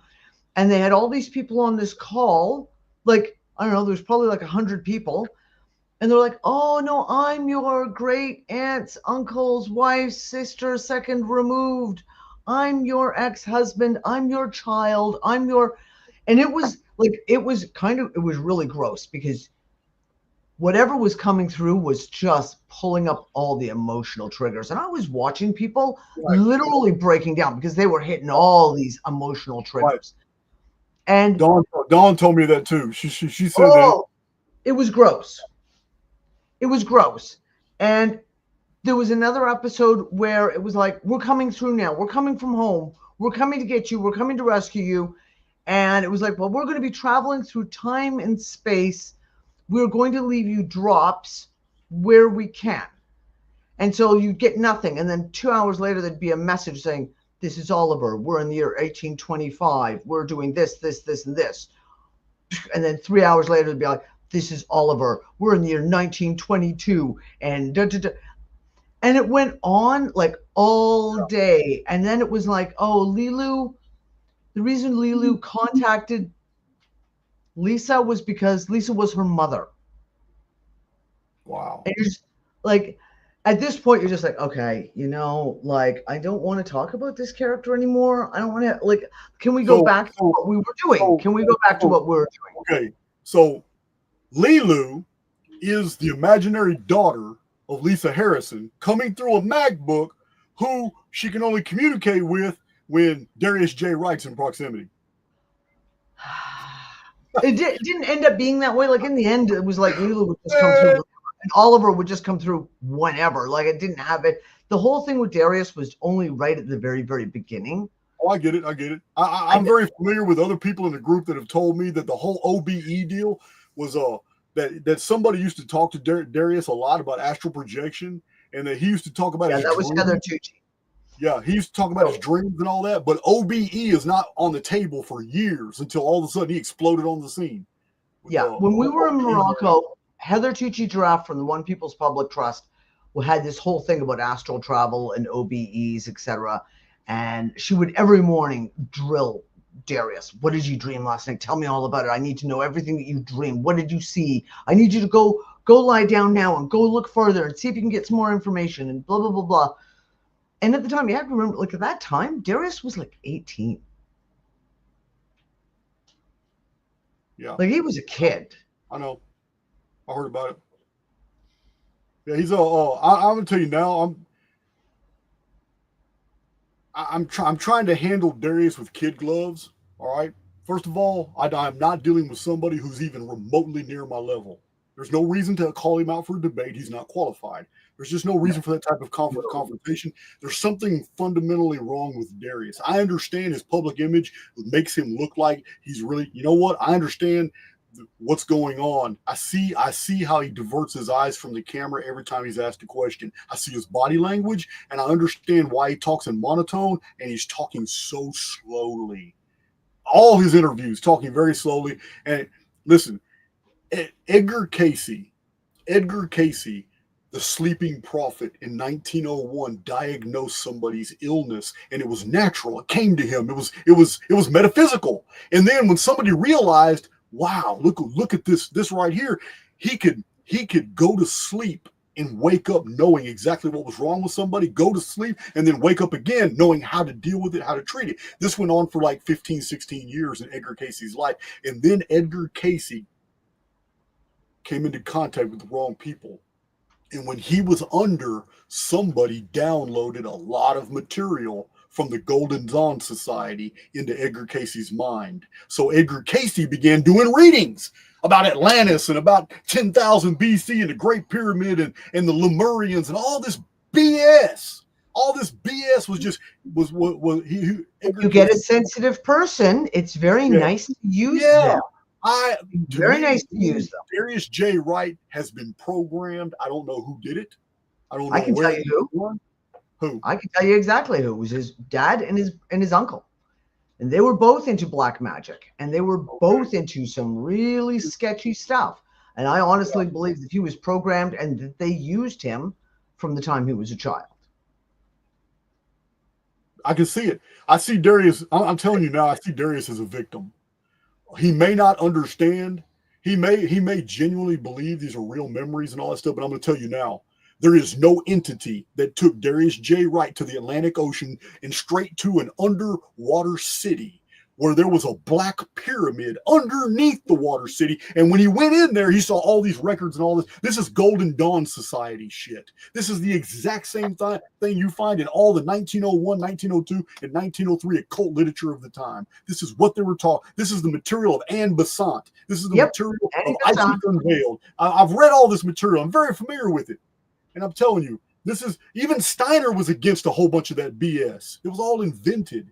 It's all, I'm not, I don't want to attack Darius J. Wright. I see him as the victim here. I think it goes a lot deeper than I'm willing to discuss on YouTube right here. But I'm telling you now, there is no way. He is a tail spinner. These are fictions. OBE, listen, the actual chronology of the events is very revealing. Let me explain. Dawn contacted me by email because you guys were all saying, hey, Dawn, that guy Jason of Archaix lives close to you. And you guys talked to her in the Unfuckers group. Hey, why don't you go introduce yourself and meet him? And this is how Dawn and I got to know each other. Thank you very much. So Dawn and I got to know each other because she reached out by email and we chose a date and we went and had dinner. And you guys know the rest. Now, but this sent out a signal because Dawn was very prominent in the breakup of that group.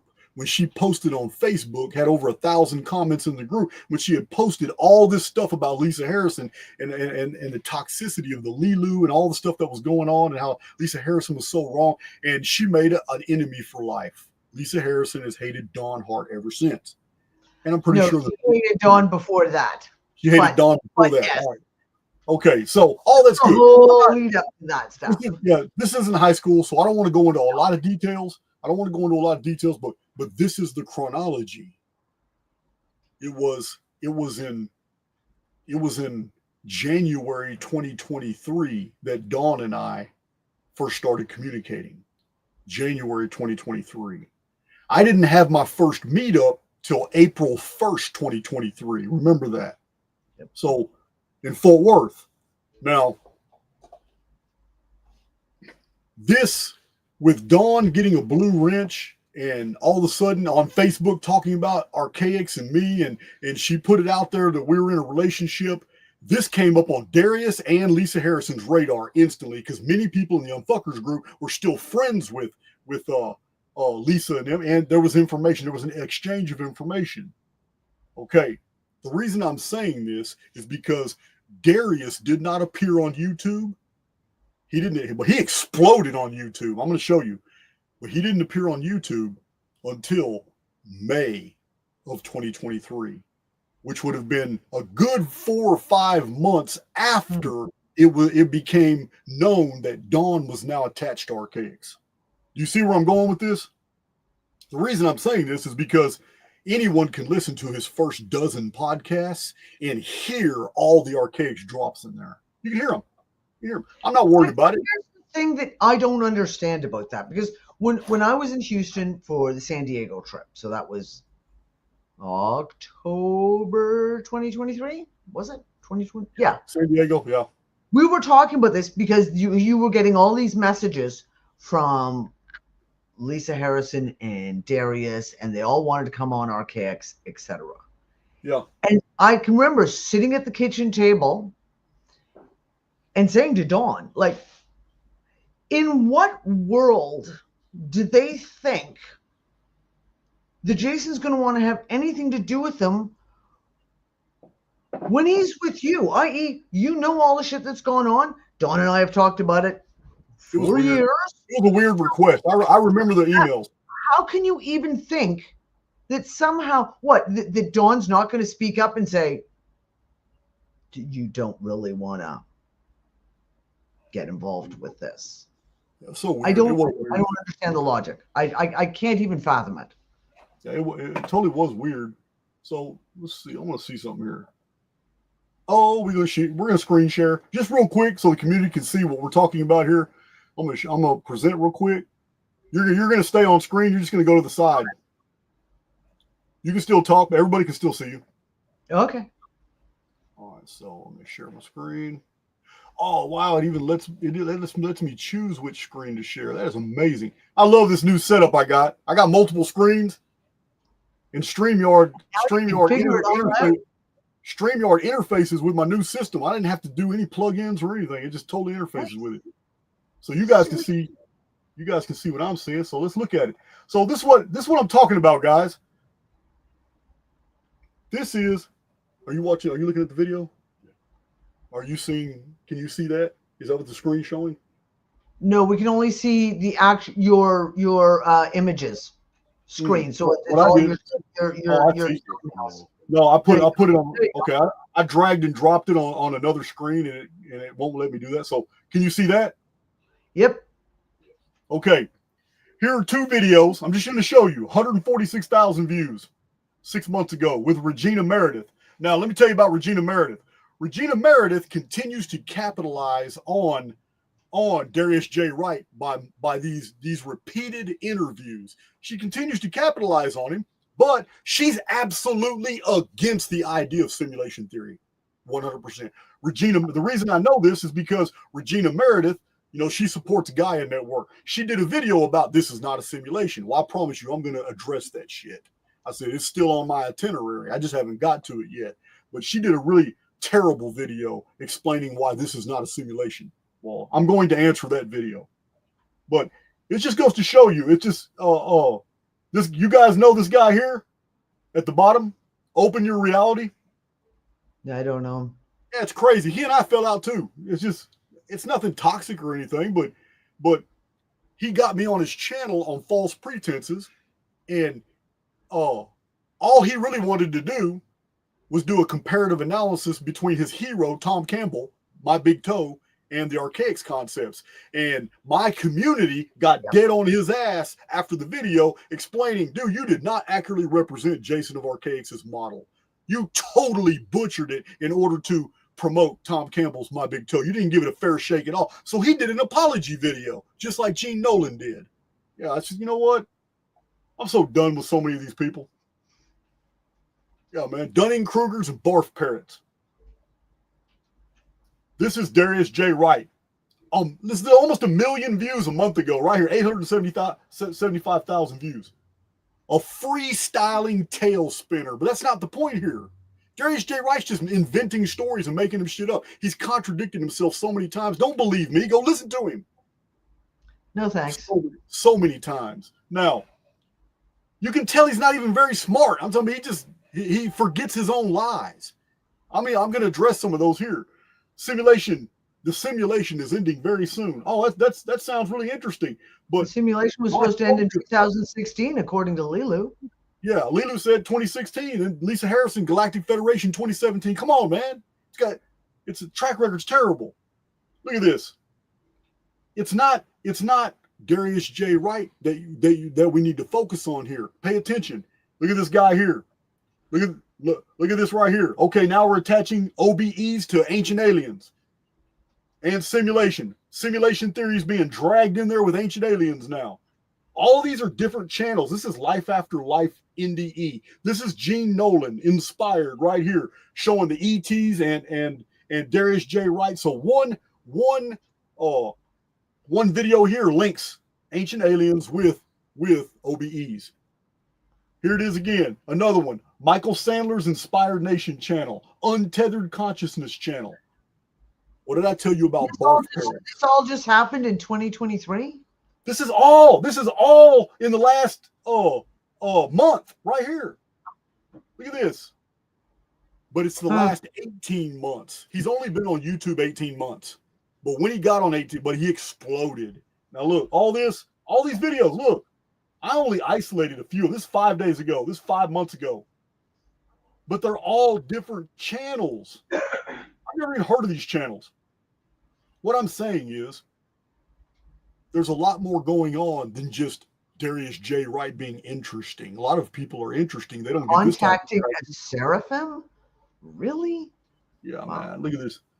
Yeah, they won't be able to control you. It's just here's Darius J. Wright. His OBEs have taught him to teach people how to make money. Sorry. Yeah, dude, I'm just saying. It goes on and on and on and on. Reclaim your authority. Exploring souls and the void, a spiritual perspective. Yeah, man, we're dealing with, yeah. Darius J. Wright is welcome to come on my channel. I'm just going to tell you he's not going to like it, but he's more than welcome to come on my channel because I'm going to ask him questions live, and you guys are going to see how he reacts and how he struggles to invent answers. That's how confident I am. Lisa Harrison can join him, but they're both welcome to come on my channel because I want to get to the bottom of this bullshit. I do. This is Jason of Archaix. It's 2025. It's too late to be polite. I had an interview with this guy here inside the Matrix. He just recently passed away, like within the last 6 months. Yep. I had an interview with a great guy. He's a great guy. Darius went on his channel right after I did. As a matter of fact, Darius went on a whole bunch of channels right after I did. Many of the channels that interviewed me for podcasts had Darius come on right after me. I have something to say about that, but that'll be privately between you and I. So I'm not even worried about it. You know what? Hey, I'm all for people being successful, but there's something else going on here. This guy is hugely promoted. You know what? It could be a multiplicity of factors. It could be being groomed to be the next Black Jesus. I don't know. But I'm telling you now, there's a whole lot more going on here because he's not that interesting. He is a liar. It's easy to isolate the many things that he has said and then contradicted himself. A bunch of freestyling. There are OBEs that are being described like on Jeff Maher's podcast that sound very real and very genuine, subjective experiences that are totally in the personal. But this tail spinner here has gone on over and over and over talking about things that came straight out of the Golden Dawn tractates. All these things, almost word for word. Yeah, man, let's talk. We're going to talk about the Egyptian Book of the Dead and the Halls of Amenti because he's made a huge mistake on the Halls of Amenti. Why would you even say these things when you're trying to convince people you're having OBEs? Because he borrowed something from the Golden Dawn Society. But he should have described the Egyptian Book of the Dead version. Same thing Billy Carson did. Billy Carson tried to promote some mystical stuff as fact, citing the Emerald Tablets, not realizing that the Emerald Tablets were written in 1922. Remember, I got a video breaking it all the way down. So, yeah, crazy. These go on and on and on. I don't know how many more I got, but so many channels. He's had millions of views when you add them all together, all different channels. But like I told you, these channels, I'm not worried about them. They're barf parrots. They don't bring value. These are not individuals who bring value to the field. These are individuals who take value from the field by allowing any type of Dunning-Kruger. You know what the Dunning-Krugers are? They're related to Freddy Krueger. Yeah, they're not trying to get you, keep you awake. They want you asleep. That's what Freddy Krueger is all about. Freddy Krueger was all about getting you to sleep so he could terrorize you in your dreams. Well, that's what Dunning-Krugers are. Dunning-Krugers are people who believe they're qualified to talk about the things that they talk about when they have no qualifications. They're dumb as hell, and it's easily shown how dumb they are. That's what a Dunning-Kruger is. It's a new type of monster related to Freddy Krueger. I like the description. I like it. There it is. Yeah, but the barf parrots, they're not Dunning-Krugers. It's the barf parrots that give the Dunning-Krugers platforms in order to barf all that stuff out to the community. Because it's all about the views. This is the thing. This is the thing that is so gross to me now, is that back when I first started doing YouTube videos, etc., there was this thing about getting out the truth, putting out your research, pulling this all together. And now there's a very, very big flip that's happened of, especially like in the last 5-6 years, of this stunning amount of sites that are there to get the clickbait because they're using it to make money, like 100%. Yeah. So it becomes like a feeding loop, right? So if one person has one person on and the video goes really well, then everyone else lines up to get that same person on so that they can feed off of the monetary, that person got, 75,000 views on that video. Well, I'm going to have that person on now. And I got 150,000 views. And then the next, and there's no meat to it. There's no, it's quite literally viewable for what it is. And it is like a shark fest. It is a feeding frenzy of like, we're just going to, it doesn't matter what the topic is. They're just going to bring all these people on and feed upon them for the monetary gain that they make. Listen, with Darius J. Wright, you don't get anything different than with Lisa Harrison. Lisa Harrison, in 1 hour video with Jean Nolan, covered everything from angelology, demons, disembodied entities, Galactic Federation, ET civilizations, and us outside she covered Archaix concepts and all Gaia concepts and all ancient alien concepts all in one video and packed it up and packaged it up in 1 hour for Jean Nolan. That's what Lisa Harrison did. And if maybe she gets to get an award. I mean, for script writing. Right here, he's doing the same thing. This is his YouTube channel right here. There's Gaia. I see Iconic on there too. There's Gaia. There's Ancient Aliens right there. Oh, look at that. Guilt by association. There's Billy Carson. What I tell you Darius J. Wright was, Darius J. Wright is the OBE version of the Shill Billy Carson. What it is. There you go. It is. 100%. But yeah, it's just it's crazy. But yeah, that's I just wanted to show you that. Zoltaire, man. It's all about Zoltaire. Lisa Harrison. I literally have not watched, seen, communicated with either of them basically since I walked away in 2017. And I get sent stuff like, oh, you just should see what Lisa's saying now. And I'm like, no, I don't want to. I don't want to. I'm not going to get at my energy. So check this out, Danny. Are you listening to me? I am. Darius J. Wright is very, very big on telling people that his OBE experiences often involve him traveling to the halls of Amenti. I can tell you where he got that from too. Well, I'm gonna, it's very obvious where he got that from. It's in all the mystical books. No, I don't mean that. I don't even mean that, Jason. I mean literally, he was there in Morocco with a bunch of conversations with Heather that was all about the halls of Amenti. Hold on. I think you just triggered my gossip, Gene. Continue. No, literally, like this was a topic of conversation for probably a few weeks in Morocco. And it Yeah. was all about halls of Amenti, and she made it out like Heather Giraffe made it out as like this big thing, and it has very, very important. You got to tell us everything that you see.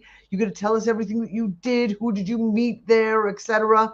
So I'm not surprised that he thinks that that he's focused on this, because that was kind of programmed into him back in 2014 by Heather. So Yeah. So, like I said, I believe Darius J. Wright's a victim. He's a victim of programming. And listen, I don't want to get into it all, man, but Morocco to me holds the key. Morocco holds the key to a lot of fake stuff in the truther community, and the fall of truther channels that weren't playing ball, like Santos Bonacci Syncretism Society. So they tried to get me through the Archaix Discord. I didn't finish telling that story, but the Archaix Discord group turned on me and literally went super toxic. But that's what you expect. They showed their hand. Once they were exposed, they showed their hand. Yeah, and it's just crazy because Clayton, Phoenix Protocol, saying the things that he said publicly that were just absolutely untrue about Dawn and about me and Dawn, just freestyling every evil thing the man could just invent in his mind. It goes to show you from the beginning there was no genuine friendship here. There was agenda, and the agenda collapsed. So that's why I am not a very trusting person anymore, Jason, because over the years of doing shows, I've had so many people like those type of guys show up in my life and try to do the same shit that's why I'm kind of a recluse and a hermit, and why I really don't trust people anymore. You got a good guy now. You got a no bullshit guy now, Nick. Yes, I've had him all along. He's had to follow along on this journey of wreckage. Yeah, I know he has a lot to say about Lisa Harrison, but he's staying out of the way. I get it. I know. Oh, you should see the look I'm getting from across the living room. I like Nick. Hey, man, I like Nick. I hope he likes that gift. Nick's like, oh, Jason, shit that I could tell you about Lisa. See, where I don't talk personal stuff, Nick has no problem. Yeah, I'm gonna keep it clean. But yeah, I wish Nick would come to the States sometime. We can haul him around to some pretty interesting places. So check this out. You see the screen? He'd love that, dude. You see the screen? Yeah, we're at Halls of Amenti again. Okay, this is the version, Halls of Amenti, that is promoted by Darius J. Wright in his OBEs. He should have done his homework. This was invented about 100 years ago. This is Golden Dawn material. Yeah. Straight out of the Golden Dawn. This is Secret Doctrine and Basant. This is all Sisters of the Eastern Star version, all created 1901, 1902, 1903. This is the real mystical version. However, it's based off the Egyptian Book of the Dead, Amenti. But in Amenti, the deceased, the soul, the Ka, is sent into the labyrinth. And in the labyrinth, the soul, in order to get to its heart, where its heart is going to be weighed on the scale so that the gods can determine the fate of that soul, has to get through this labyrinth. And in this labyrinth, there are riddles, sphinxes, there's challenges, there's obstacles, traps, there's all kinds of things. This is the actual Amenti version of ancient Egypt. This is the ancient Egyptian religion. This all happened under the kingdom of Seeker in the underworld. Now, the reason I'm drawing this to your attention is that look at the bottom picture for Emerald Tablet. What are the halls of Amenti? Look at this picture. Do you see this picture? Why is the pyramid cut into 3 sections? We're going to ask Darius J. Wright right now. We're going to ask Darius J. Wright why that pyramid is cut into sections. Well, I'm going to show you why. Mr. Wright, what does the cosmos look like?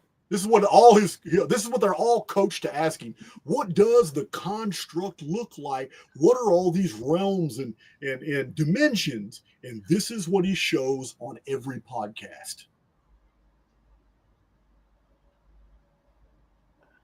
This is his chart. Darius J. Wright shows on every podcast he does when he's asked, what does the construct look like? This is another reason why I think Darius J. Wright's not very smart. All Okay, three but this pictures. is also all stuff three that pictures. Lisa Harrison's been talking about since 2011. I get it. I get it. All this. They're AI generated. These are AI generated. Yeah. But look at this. Where do you think the inspiration came from this?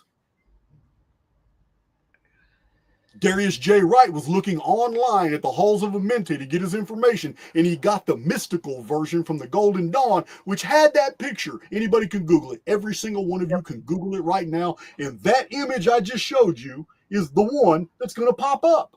This isn't unique to Archaix. This is my very first Google search. That's what popped up. That image. And it's under Darius J. Wright's this is exactly how he describes the halls of Amenti, but his description, he says, is coming from OBE experiences. I'm calling bullshit on that. It's coming from you Googling what the halls of Amenti are. And then these are AI generated. This is his construct on the left. This is the realms in the center. This is an AI generated soup of nothing. There's nothing in this. Look at this. It's complete bullshit picture. It's AI generated. There's nothing here. But Actually, given what I know about Morocco and the discussions that happened, that's kind of a depiction of what was discussed in Morocco of a spiral tower of halls of Amenti. So okay. I can kind of see where he got that from, but I think that's a piece of programming that was put into him in Morocco. Oh, absolutely. Absolutely. But what I'm saying is these are AI generated images. Yeah. All right. So this pyramid here looks almost identical to the one in the halls of Amenti Emerald Tablets imagery. So these are just data points. This isn't proof of anything. His behavior is all the proof I need that a bunch of this stuff is very fraudulent. Let me remove that from the field. So October, no, it was May of 2023 is when suddenly Darius J. Wright explodes onto the scene. This is 4.5 to 5 months after the public received notice that Dawn and I were an item.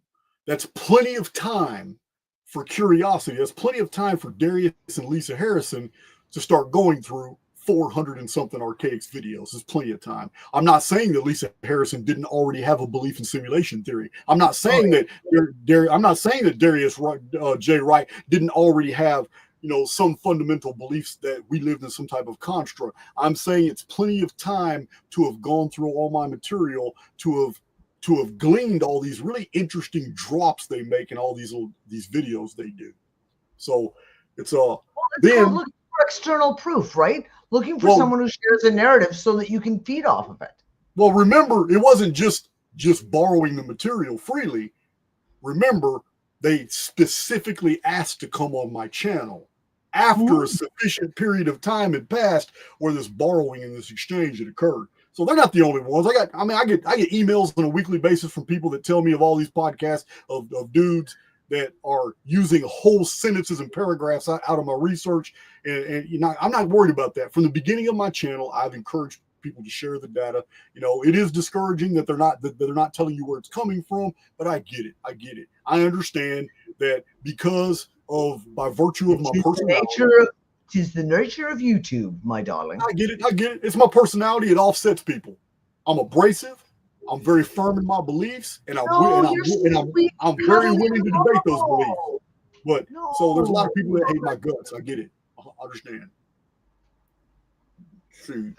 I had another question. To me, what is your opinion, man? To me, when the 20 or so videos that I've listened to with Darius, probably more than that, because I do it in my downtime. I just turn one on just for comic relief, and I'll listen to it.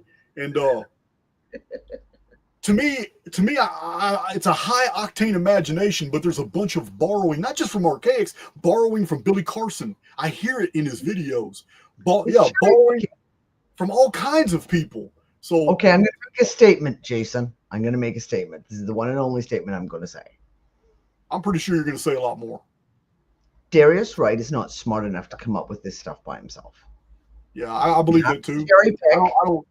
Pick His eyes and do you not grab convey the things intelligence. from everywhere to push it together to present. Yeah. He's not smart enough to do it by himself. I'm not. And that's someone who lives with the man, literally. I'm not. I don't resonate with somebody when asked a question. Every single time asked a question, he has to avert his eyes and look at something else for a while. Construct his answer and then give the answer back. Darius J. Wright rarely looks into the camera. That's a problem for me. That's a problem for me. But well, I mean, here's the thing. Some people,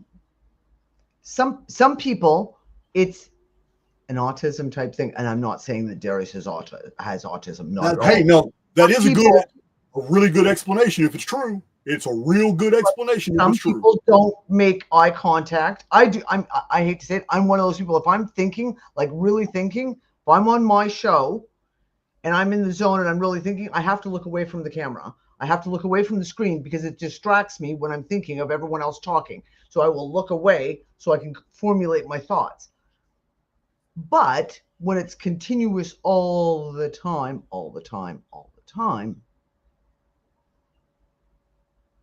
I get it. So, did you tune out on me? Are you still there? I'm here. Oh, you froze for a second. Listen, in Darius's earliest interviews, there's a pattern. He's abandoned that. He's getting good at what he's doing now.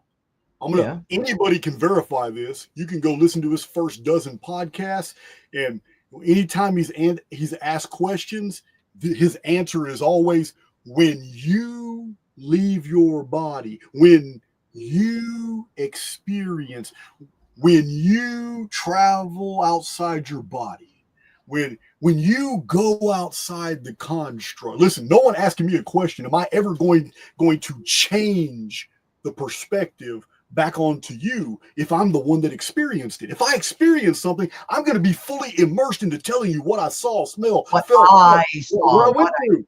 I'm not going to tell you a narrative. I'm not reading Snow White to you. You know what I mean? That's exactly what it sounds like, man. Are there placards all over the place where you're reading from? What the hell? It just sounds so monotone. Have you listened to the man?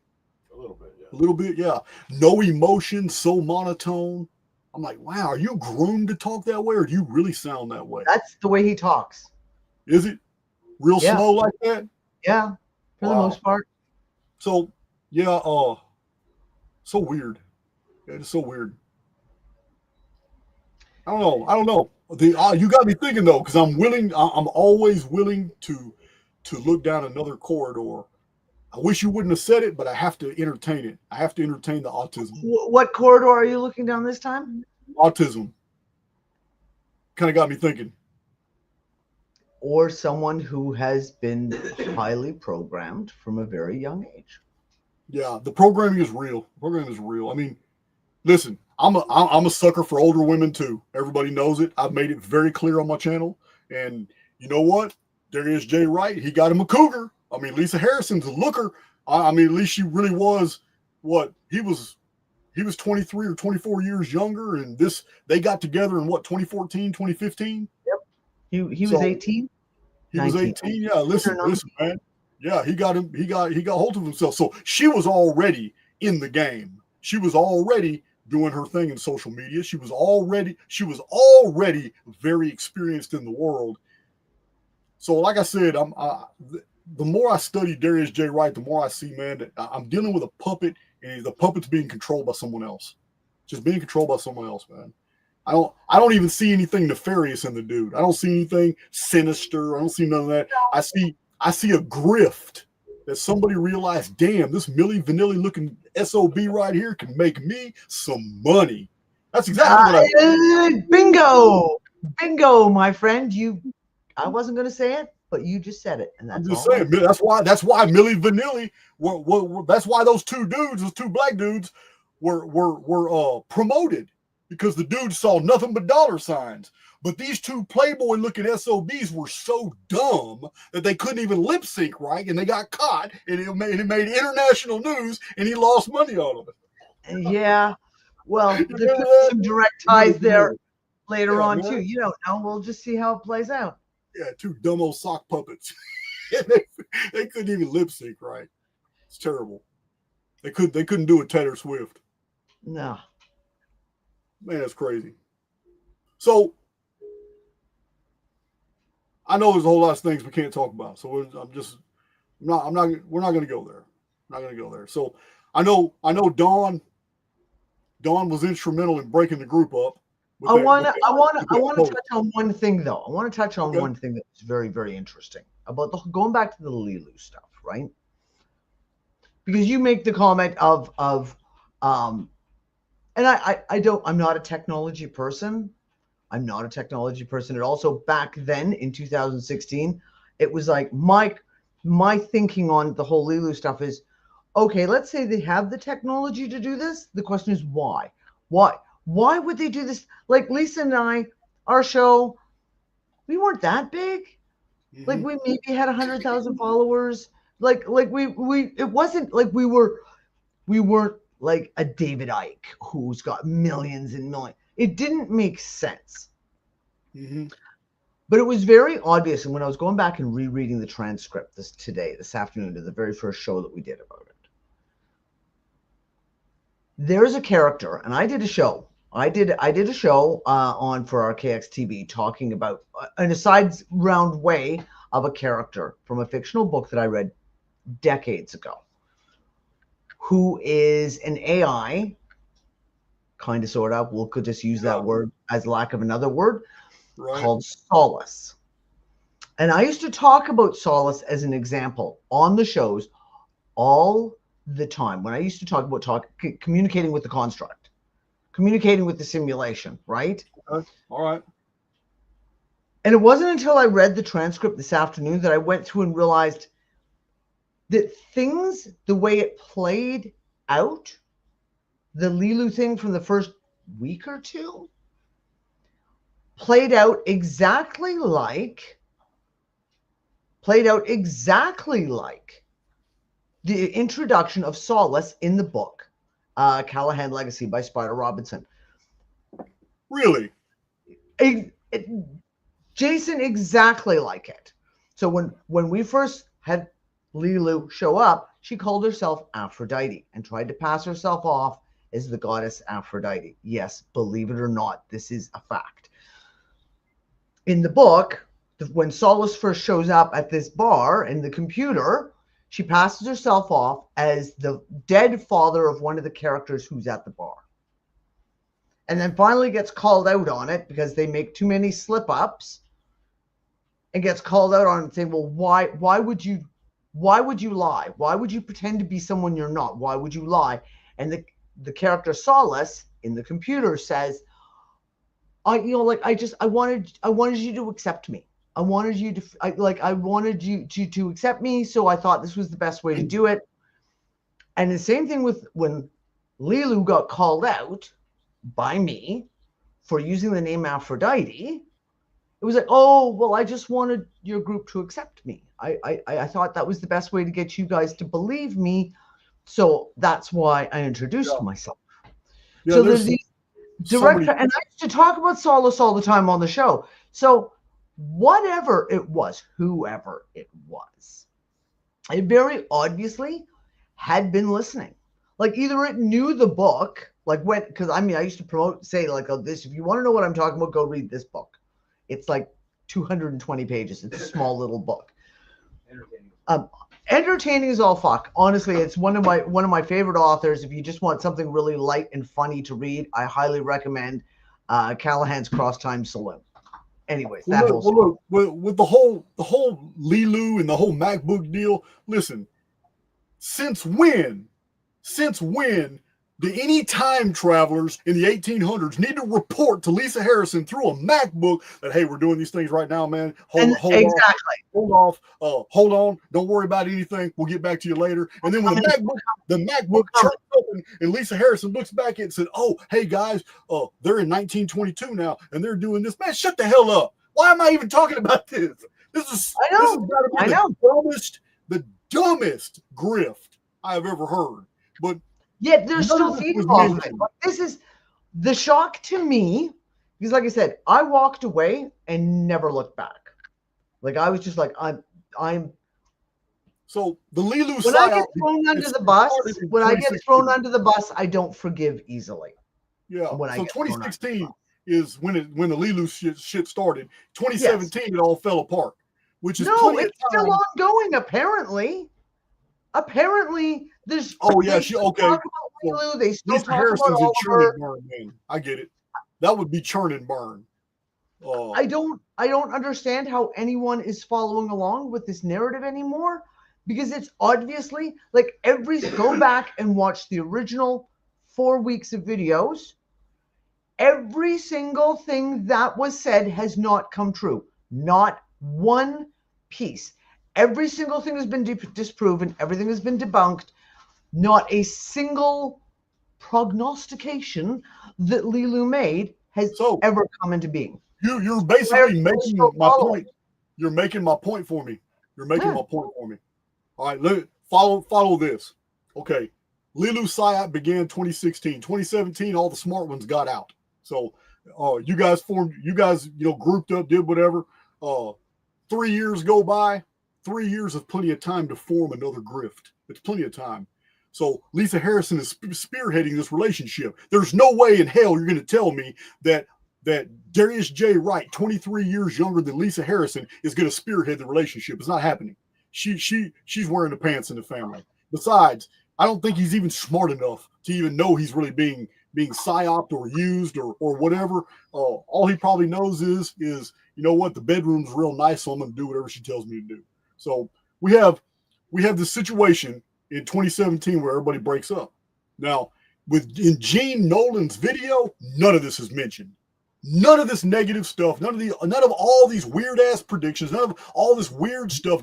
Nothing about 2017 Galactic Federation's going to rescue a whole bunch of people, and everybody was waiting on it, and the ships didn't come, and it created all kinds of psychoses. And Dawn dealt for 6 months with all these people exchanging emails, trying to calm them down and try to talk people out of going into deep depression because they've been betrayed. It was a disaster.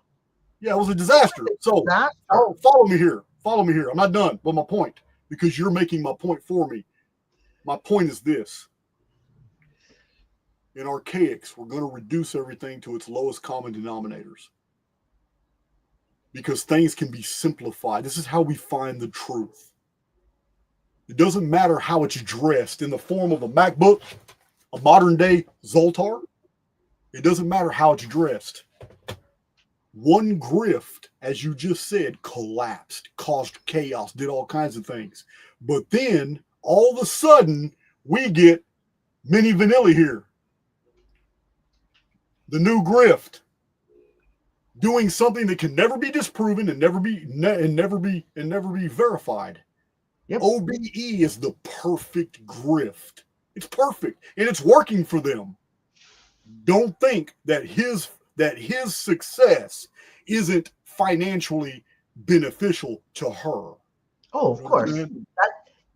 That's kind of what I was alluding to. But absolutely. So what is the probability that Darius would be right? He's right there. Darius J. Wright, the OBE guy, famous on YouTube now, was actually there during the entire LeeLoo psyop. What is the probability that he's even attached to that history? He was there. He was part of it all. He was part of it all. He was part of it all. Now, I'm going to tell you this. You didn't tell me this, but two others in the former Lisa Harrison group said that Darius J. Wright worked on computers and did some type of programming. Now, I don't know how much of that is true. I don't know. Computers involve a lot of different things, but it doesn't even have to be true for someone else to have installed rat software on that MacBook. Doesn't even have to be true because the software was already. It wasn't him. I mean, I assumed from your email that you were trying to bring about the idea, perhaps, that he was the one who programmed her computer. I explored that until you told me that he was dumb as a rock. There's no way. Now, could he have put something on the computer? Maybe, but I doubt it because he. Really, honestly, with the original LeeLoo stuff at the very early part, he wasn't really that interested. He was like, I'm doing my shit. I'm doing my thing. Okay, Yeah, I'll boy. sit here next to you because you need my antenna, but I'm not really interested. He really wasn't interested. Okay, so you've made my case for me, and I just want to ask you a question. Okay. Just be honest. Just be honest. Because I'm going to tell you right now, I do not believe that I have ever had a supernatural experience in my life, although I was in the presence of someone who did have one. And I've talked about this on my channel multiple times, but I was in prison, maximum security in Livingston, Texas, on the Terrell unit when on 3-row, I was in the day room with a guy named Ronald James Beasley, and on 3-row, all of a sudden, we heard a fight going on in the cell. And then it got really mysterious because the guy that lived in the cell with my buddy, Michael Mott was a big boy. Michael Mott is in there fighting somebody, but the cells haven't opened. His celly's in the day room with us. And when we realize this, wait a minute, we all run up the 3-row to go look in the cell. And first of all, in the daytime, the cells in maximum security are bright white because they have illumination, the fluorescent illuminations on the ceiling, so the officers can see in count time. Bright white light. When we looked in there, before we even looked in the window of the cell, we were hit with the cold. Only experience I've ever had in my life like this. Hit with the cold. Creeped me out, but I looked in there and it was foggy. But I saw the shadow of Michael Mott fighting, and then the officer in the picket, we waved him open. He knew there was something wrong, and the windows were kind of dark. It was a fog in there, and it was cold. But it was just a weird fog because the fluorescent lighting was on. When that door opened, the sulfur smell, like putrid sulfur, hit us. Michael Mott came running out that cell, went straight to the shower, turned the water on, and was hovering in the shower. And we just looked in the cell, and it had been torn the hell up. And Michael Mott had claw marks on him. And a Dungeons and Dragons book had been torn up. It was claw marks on it. He had clothes ripped, and it was like creature rips. Man, I have never forgotten that. I told that story. This did not happen to me. It happened to somebody else. Michael Mott became a Christian, was baptized within a week, and stayed a Christian the whole time I was on maximum security. Yeah, I guess you would. On that unit. Now, and Michael Mott was believing in the occult, Dungeons and Dragons, had Necronomicon, all kinds of stuff. So that the reason I'm telling this story, it's not even about me. We're talking about probabilities. That's the only supernatural thing I can think of in my entire life. I've had weird things happen. We all have. We've all had synchronicities, coincidences, weird things. But when it comes to the supernatural, that's the closest thing that's ever happened to me. And it happened to somebody else. What is the probability, though, that Darius J. Wright, now the OBE expert, when OBEs weren't even on the table back then, was also connected to the LeeLoo psyop, whether it was real or not? Let's say it's a magic MacBook. Let's just assuming arguendo, Lisa Harrison had the magic MacBook. Probabilities are very interesting mathematical tools that show us the impossibility of certain circumstances. And I'm telling you now, it is literally impossible that two absolute miraculous scenarios could have happened to the same person under these circumstances. To me, what I interpret this as someone other than Darius J. Wright is pulling the strings. It would have to be Lisa Harrison or whoever Lisa Harrison works for. One psyop collapsed, so they had to come up with another one, and they did. And that's the whole point of this video. I believe that new psyop and new grift is the liar, Darius J. Wright. If you don't think he's a liar, listen to his videos. Write down what he says and compare what he says later. Both can't be true. That's my point. You won't hear me arguing against it. That's my point. I got a lot more to discuss and listen, but you know what? It's not even needed. After a while, it just devolves into gossip. That's all we want to get into it. Yeah, no, I get it. Look, the world is a strange place. I have seen what you're describing as supernatural. I have experienced and seen quite a bit of that, especially in Morocco. But the world is a strange place. And I'm always open to weird shit happens. Weird shit happens all the time. But I'm also someone who points out the coincidences that feel just a little too contrived, a little too explainable in other ways. I don't know. Yeah, it's the OBEs were really unusual to me. That it's unusual to me that OBEs are his thing now, and yet, 8-9 years ago it was dreams. Dreams were his thing back then, and then you know what? In the interim, what happened in the interim? What happened in the interim? Because I'm going to tell you now, his backstory,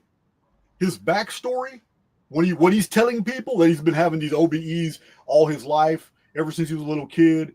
These entities have been escorting him to different places. And now I have one of my moderators is an expert on sleep paralysis. And she's told me a whole lot about sleep paralysis, but it's not the type of, she suffers it, but it's not the sleep paralysis that he's describing. The sleep paralysis that sends him on these missions. These I don't know what kind of universe he lives in, because other people experiencing OBEs don't give these Golden Dawn scenario type deals. They actually tell some other experiences that seem more subjective, more realistic. It's just I think he was very well prepared for what he did, and he's a good robot. But I'm not seeing a lot of activity in there. There's something wrong with Darius J. Wright. I don't care how he presents himself and how he's perceived to be. There's something wrong there. You can call it MK Ultra, you could call it whatever, but it's similar to what happened to Edgar Casey, is what I can see.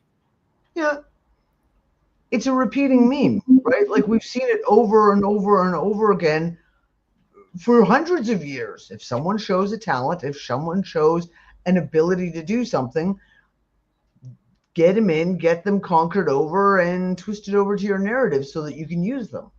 Or because you're assuming arguendo it's legit.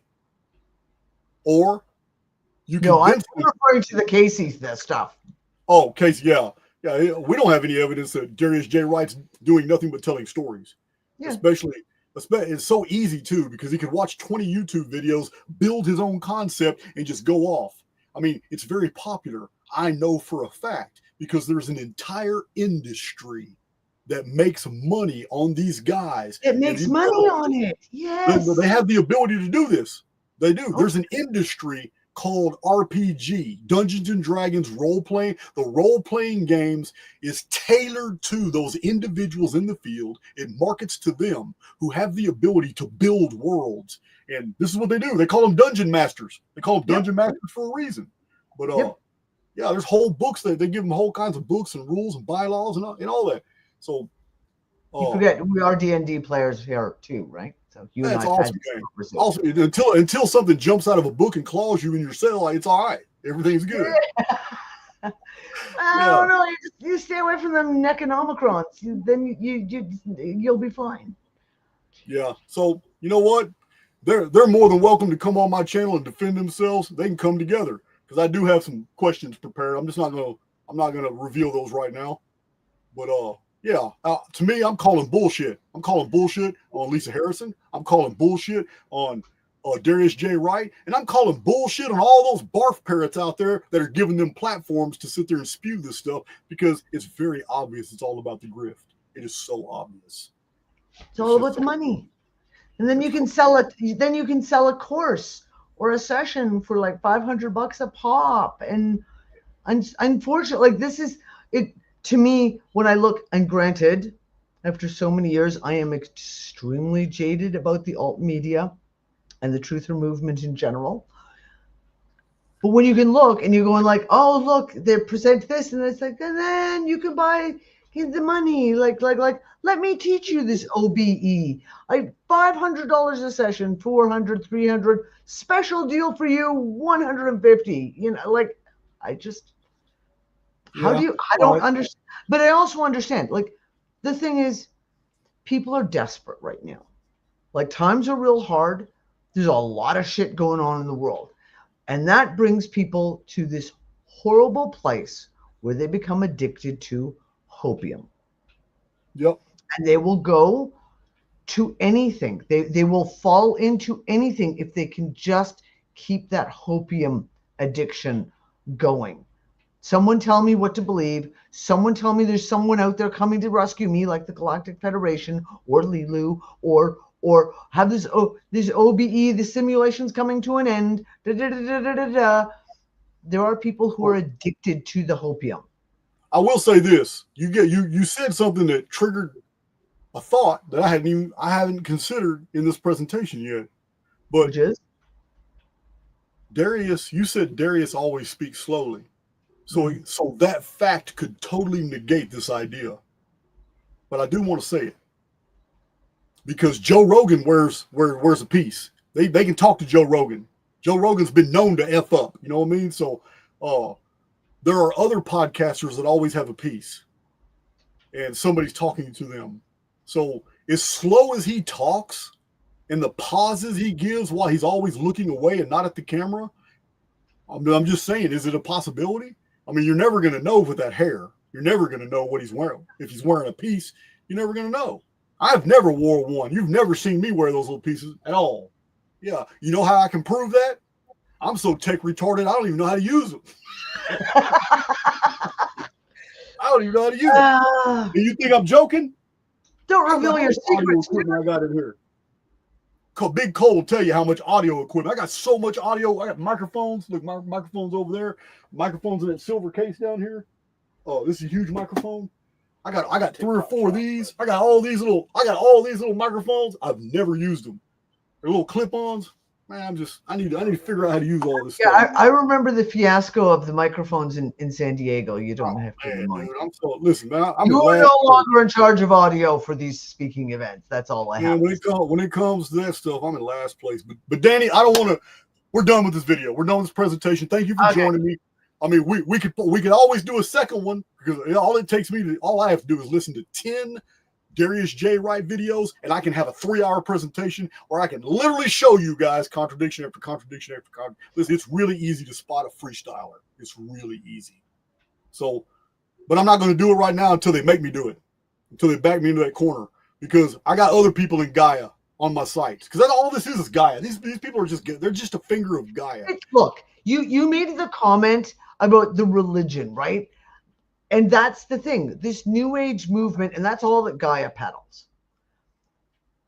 This new age stuff, which is most of the OBE stuff, if you dig through all the muck, it all comes down to the new age kind of bullshit. And it's just another religion.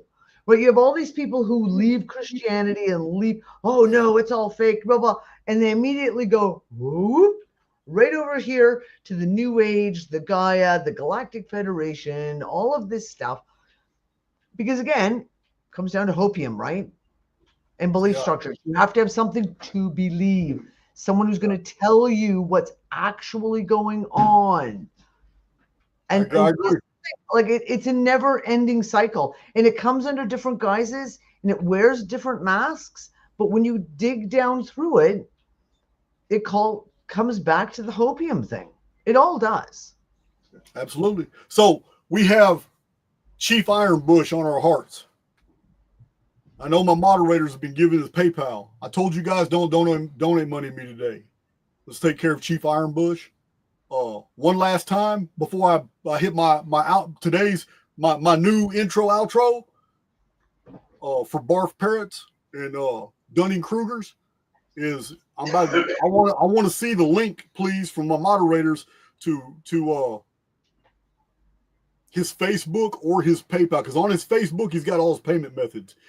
But his wife of 24 years just passed away. He's got 4 kids. One of them's really young, like 4 years old, and he's still sick too. He's in the hospital with his wife. He's still sick too. He's at home now, so he's with the kids. This is Chief Ironbush. You know what? Archaix community is always taking care of me. I'm just asking you to take some time out for me and just take care of him. You know what I mean? And I'll have him back on the channel whenever he's ready. But right now he's grieving, and he's got enough on his plate. So You guys keep Chief Ironbush in your hearts. And Danny, I'll holler at you later. Okay, well, hold on one last thing, because if I don't say this, I will get in trouble tomorrow by Corey. The next Wellness Naturally show will be Tuesday, the 14th of this month, and we're going to be talking about detoxing from the holidays. Yeah, that's a good one. Yeah. Well, Archaix TV is about to explode too, because Cole and I, Big John and I, we got some things laid out for Archaix TV. You know that I had to go through all this bullshit with my prosecution. I had to redistribute some finances. I had to I'm just going through things in my personal life, and it's really made making time for Archaix TV bad. But now I'm free of a lot of stuff, so I'm about to take off. Office project's about to take off. I don't even want to talk about that. I don't even want to talk about that right now because I'm so excited. We're about to do some epic stuff, aren't we, man? I'm looking forward to hearing about that shit. Yeah, well, we're about to pretty soon. We're about to take a trip, and we're going to film what we're going to be doing with Office, and I will talk to you later about that. Holler at you. Ciao, guys. All right, let's get this epic deal. Cole, you want to say goodbye to the community? See you guys. Thanks for this one. Good one. Yeah, man. Let's do it.